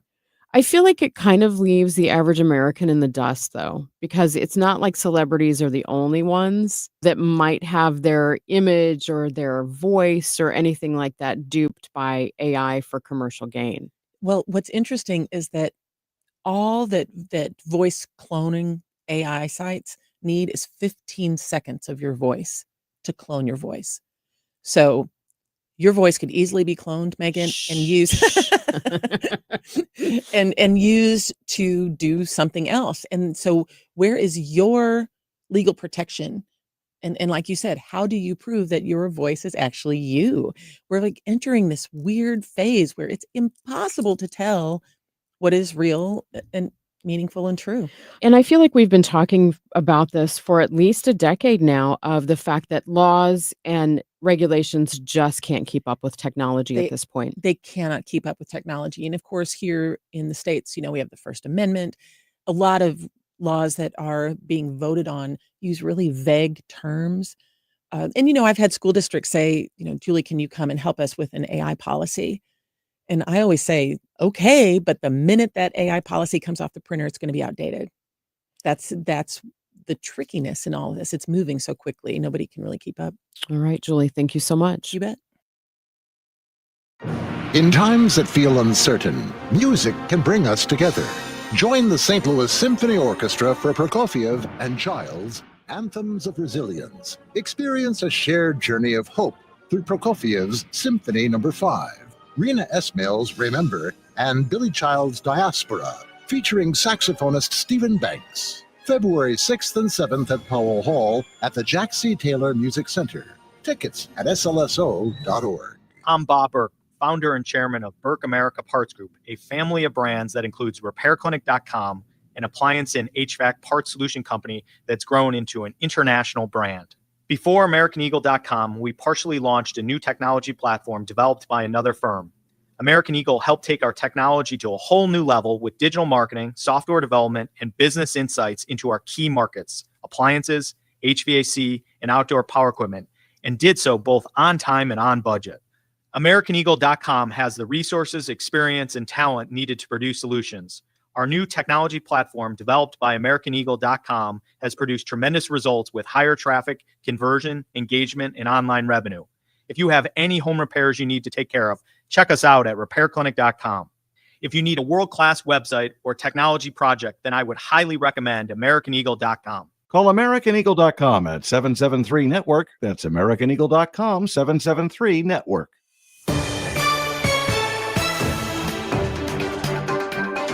Your Money Report now, sponsored by Eamon Gattner and Capriano Elder Law This Attorneys. is the Bloomberg Money Minute. Wall Street is waiting on a major announcement this morning. Sources are telling us President Trump is preparing to nominate Kevin Warsh to be the next Fed Reserve chair. He was a former Fed governor and has advised the president on economic policy. Stocks are looking at heavy losses this morning. Investors see Warsh as less supportive of deep interest rate cuts compared to others considered. S&P futures are down 69 points, Dow futures falling 440. Yesterday, Microsoft tumbled the most since 2020 on concerns it could take a while for its artificial intelligence investments to pay off. The S&P 500 dropped 9 points. However, the Dow gained 55. And Elon Musk seems to be looking to bring his business empire together. Sources telling us SpaceX is considering a potential merger with Tesla, as well as a separate combination with his artificial intelligence firm xAI. Some investors have pushed for this tie-up. Courtney Donahoe, Bloomberg Radio. St. Louis has a voice. KMOX, the voice of St. Louis. That voice has shared our stories from headline to history. In afternoon programming for American radio. The program is called At Your Service. Among those voices, Mike Kelley. Kaufman at the 11. Kaufman hurdles man at the 5, fighting for the end zone. Touchdown, Missouri! Working at KMOX is an honor and a responsibility to represent this community. It's one we take seriously. KMOX, the voice of St. Louis. This is Corey from Air Comfort Service Heating, Cooling, and Insulation. There's never a good time for your heating system to stop working. If yours does, no matter what time or day, Air Comfort Service offers 24/7 emergency HVAC service. Contact our award-winning team for 5-star heating service and stay in your comfort zone. For heating and 24/7 emergency service, contact Air Comfort Service Heating, Cooling, and Insulation at aircomfortservice.com. That's aircomfortservice.com. Soulard is going to the dogs. Make sure to bring your four-legged friend to the streets of Soulard for the 33rd annual Purina Pet Parade, the world's largest costume pet parade. It all starts at 12th and Allen, Sunday, February 8th at 1 p.m. And KMOX's own Dave Glover will be leading the pack as the parade's Grand Marshal. Sign up today to march in the parade with your dog. The event supports Open Door Animal Sanctuary. For more details, PurinaPetParade.com. Don't miss this annual St. Louis Mardi Gras tradition, sponsored by Purina. Discover Meadowview Memory Care in Arnold, a small, secure community on a beautiful campus. Enjoy peace of mind with all our inclusive rates and comfortable private suites. Schedule your tour today at rspseniorliving.com. Stay with us. Coming up in just a few moments, Hancock and Kelley are going to have Missouri Governor Mike Kehoe on the air here on KMOX. Let's get a check of the roads once more. Roger Brand in the Overhead Door Company of St. Louis Traffic Center. Well, Megan, the jam is building. I can't see what's blocking, if it's a stall or a crash, and what lane is blocked, but it's eastbound 64 at the Clayton War, just east of the Clayton Morrison overpass. So eastbound 64 east of Lindbergh, traffic's jammed between Ballas and Spady on eastbound 64. After that, it's just a little slow at Big Bend. South 170 is just a little slow at Brentwood Boulevard. Eastbound 70, still some slow traffic, Earth City into 270. North 270 is cleared out. Northbound 55, Holly Hills, Virginia area, a couple spots where it gets a little busy. And we've got that crash southbound Kings Highway at 44 blocking the right lane right at the westbound 44 on-ramp. I'm Roger Brand in the Overhead Door Company of St. Louis Traffic Center. Time for the Friday edition of Hancock and Kelley. You two belong together. John Hancock, Michael Kelley on 104.1 FM, KMOX. Good morning and happy Friday, John Hancock. Happy Friday. We're coming to you from the Billiken Grill here on the campus of St. Louis University. Yeah, and it is cold out there today. Make sure you're bundled up. And speaking of bundled up, look who came in to visit with us today. The governor of the state of Missouri, Governor Mike Kehoe. Good morning, Governor. Hey, it's great to be on with you guys. And the fan club that you have here is really, as I said earlier, undescribable. There they go, all 7 of them. Yeah, they come from inches around just to be with us. So yeah, great to be on with you guys, and thanks for broadcasting here from St. Louis University. Yeah, there's nothing like doing a live where college kids are going to show up at 8:30 in the morning. I don't think that's going to happen. They're not showing. No. Yeah. So not too far from where we sit right now is where Mike Kehoe was born and raised. Not far at all. Just a little bit north of here, several miles. For people who don't know what I think is a remarkable story, tell us about Mike Kehoe. Well, we're from North City, St. Louis. Walnut Park, Baden area. Most people would know that. We're changing. We're involved in the community center. Just as a quick break in Walnut Park with a great group of people through the Urban League. Michael McMillan and his team do a great job. We're rebranding Walnut Park. We're going to call it the WP. Oh, nice. Like the Ohio State University. Yeah, love it. The WP. Yeah. North St. Louis, youngest of 6, single mother who is an incredible hero in our life, an unbelievable practicing Christian Catholic, and got all of his kids raised and out of the house. And I don't know how she did it, to be honest with you. Well, she did. And you and your siblings have all done remarkably well. And here you are as governor of Missouri. When did you consider getting into politics? My oldest sister tells me I'm the failure of the family, by the way. Really, John, as you know, small business guy, grew up in the Sinclair Ford organization. Mr. Sinclair really gave me every break I ever had in business, and never thought about politics until I met a guy named Matt Blunt. You ever met a guy named Matt I Blunt? knew him John well, Hancock? yes. That's also Mike Kelley, where I met John Hancock. Really? Yes. So I've he's the regretted blame, it. I mean, I've treasured it ever since. And Governor Blunt, as John knows, asked me to be on the Highway Commission farm, and through that, still being in business, kind of got a glimpse of what politics was about, and really got into public service, John, to promote infrastructure and transportation. I'm so very passionate about how that affects our economy and Missourians' lives, and that's what really got me going. Yeah, Highway 70, that project, the widening of Highway 70, is that the biggest highway infrastructure program in the state's history? It's one of the biggest in the nation going on right now, $2.8 billion. We used one-time money appropriately from the federal government through the COVID funds to fund half of that and bonded half of that. It's, Missouri is in the sweet spot of the nation for transportation, logistics, anything you would want to be a business, you would want to be right where we are. And improving I-70, not only for, number one, safety of Missourians and for our traveling guests, but number two, for commerce. That's where our economy is. Yeah, and our commerce is also driven by our great universities. We're happen to be at one tonight. They have the Blizzard that's taking place here at St. Louis U, Governor. The importance of having such great educational institutions in Missouri help grow that economy as well, and St. Louis U plays a role in that. They sure do. And the boss of our family, the CEO, is a graduate of St. Louis University. Is that right? Claudia. Claudia. Yes, she is. And she's a proud Billiken. And tonight's game is going to be unbelievable. I have a little connection to the Dayton Flyers, which I've thrown away because Coach Schertz is going to do a great job tonight. This team's hotter than garlic. This team's always hotter than garlic, but tonight's game is going to be unbelievable. That place is going to be rocking. Yeah, it's going to be an amazing game. What do they call it? The Blizzard? Yes. And got to wear white. It's sold out, and the Billikens are favored, I think, by quite a bit tonight. And if they win, they will be. Oh, he's saying favored by 10. Yeah, they'll be 21-1 if they win tonight. Is that right? Yeah. Chris May, the athletic director, is with us here in the room. He's bundled up. They're saving money in this room. They turned the heat off. So they thought a bunch of hot air was coming in, so we could offset that. So the legislature's in session. You gave your You gave your State of the State address earlier this month, and the big priority is eliminating the state income tax.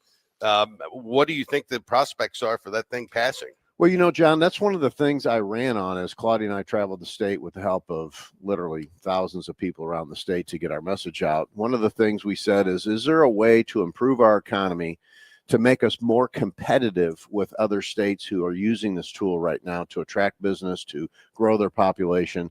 And that's a piece that we think is very important tool to have in our toolbox. So we've proposed legislation to do that. Speaker John Patterson, House Speaker, had his hearing this week on his bill. It is a constitutional amendment that would have to go before the vote of the people. So if it makes it out of the House and Senate, we certainly hope it does, because we think it will be a game changer for our economy. Missourians will actually vote on whether they think this is an appropriate measure come November of 26. Governor, why do you think getting rid of the state income tax will drive population and economy in Missouri? Well, my belief is simple. I'm certainly not an expert, although we've had tons of experts. We have over 40 nationwide conservative groups that have looked at this and said it was good policy. The White House posted a letter just the other day on what this was good policy.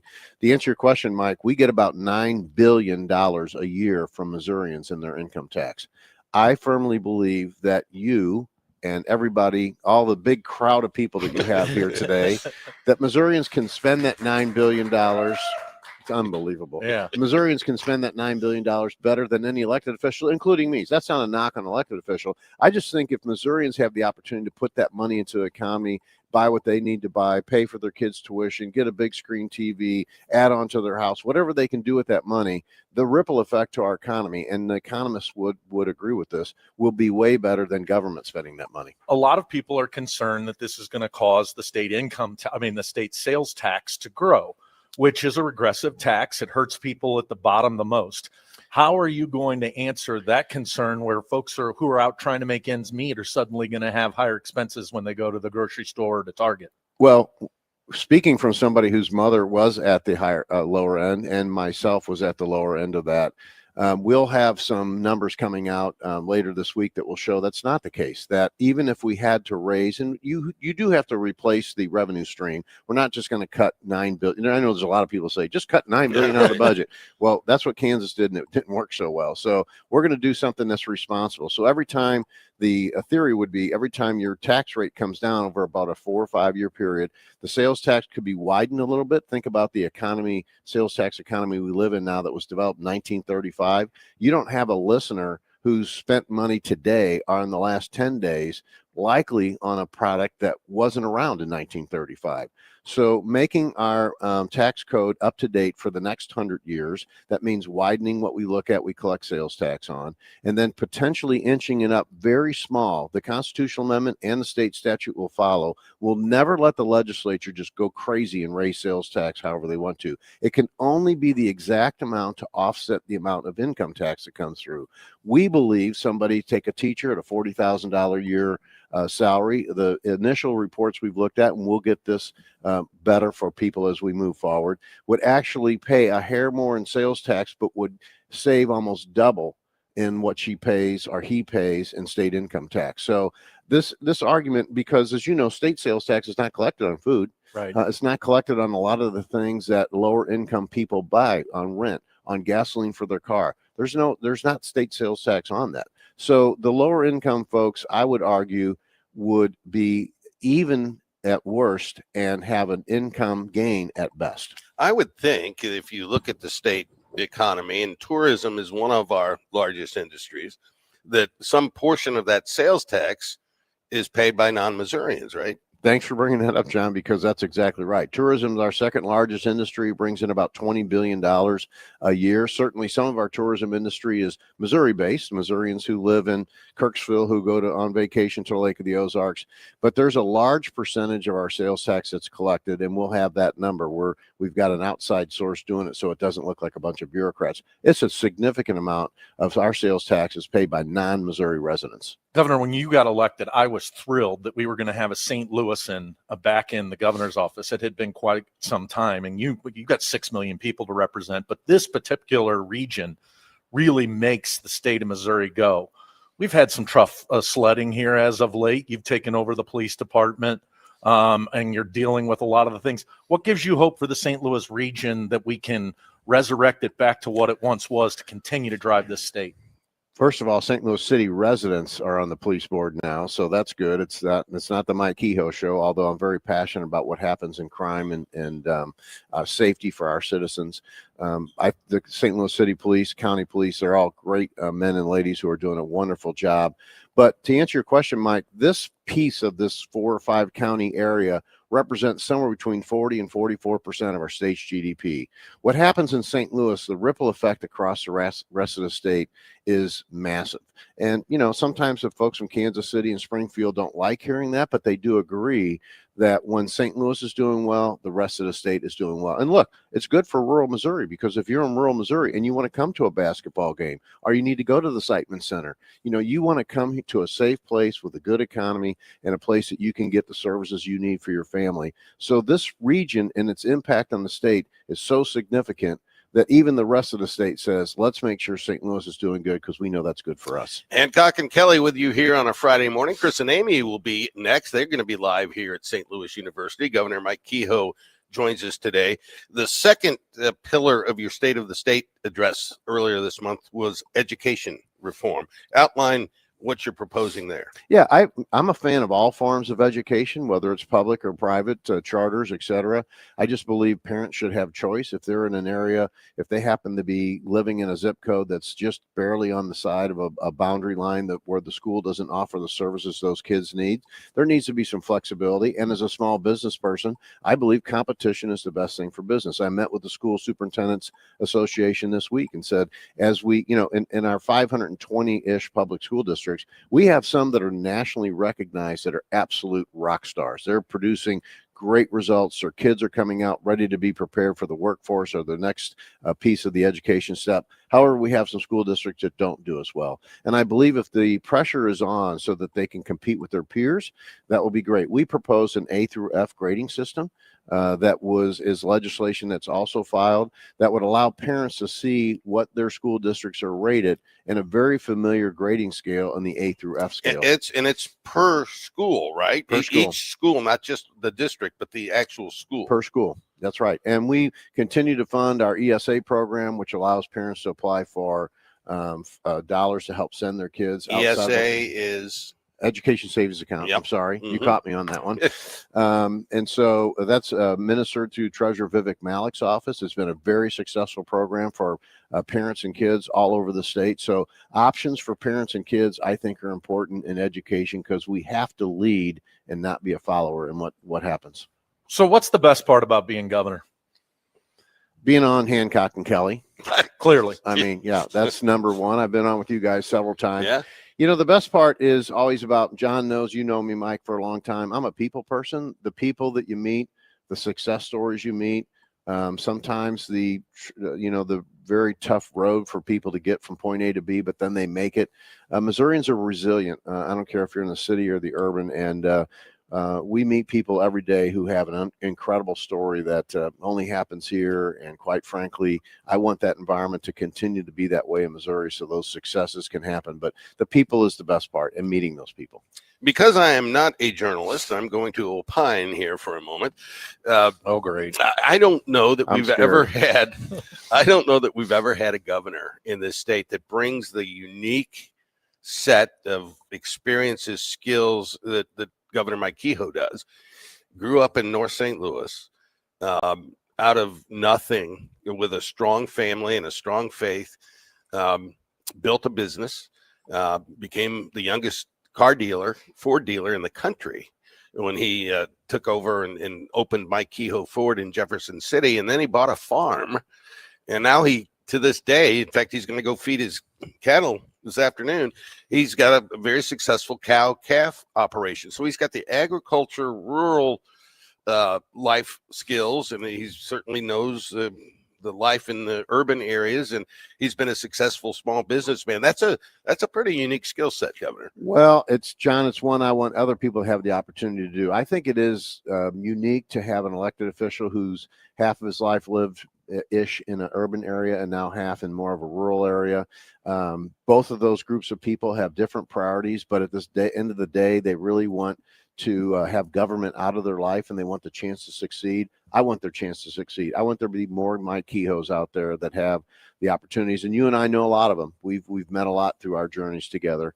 But it's very humbling, and I feel, and Claudia and I both feel, this is our way to give back. Let's try to make sure we have an environment where my kids, my grandkids, you're and I grandkid. Yeah. John and I have a grandkid born on the same day. Is that right? Yeah, mine's better. By the way. Mine's I really, not to get too deep, I really want those future generations to have the same opportunities, because that's what makes this country great. Well, Governor, it doesn't matter what side of the aisle we're on or what part of the state we live in. We're all rooting for you. We need you to succeed. So best of luck to you. Thank you so much. I appreciate you guys having me on. That's Governor Mike Kehoe, Chris and Amy, right around the corner on the Voice of St. Louis, 104.1 FM, KMOX. We're at St. Louis University before the Billikens Blizzard game against Dayton. We'll chat with Robbie Avila, center for the SLU men's basketball team, plus Chris May, SLU athletic director, and Kevin Kalish, SLU men's soccer coach, after the soccer team made it to the Final Four. It all starts at 9 a.m. on the Chris and Amy Show on KMOX. Time now for today's Spotlight on Money, sponsored by Wesley Financial. AI gives you more time to fix AI. 80% of respondents to a survey from the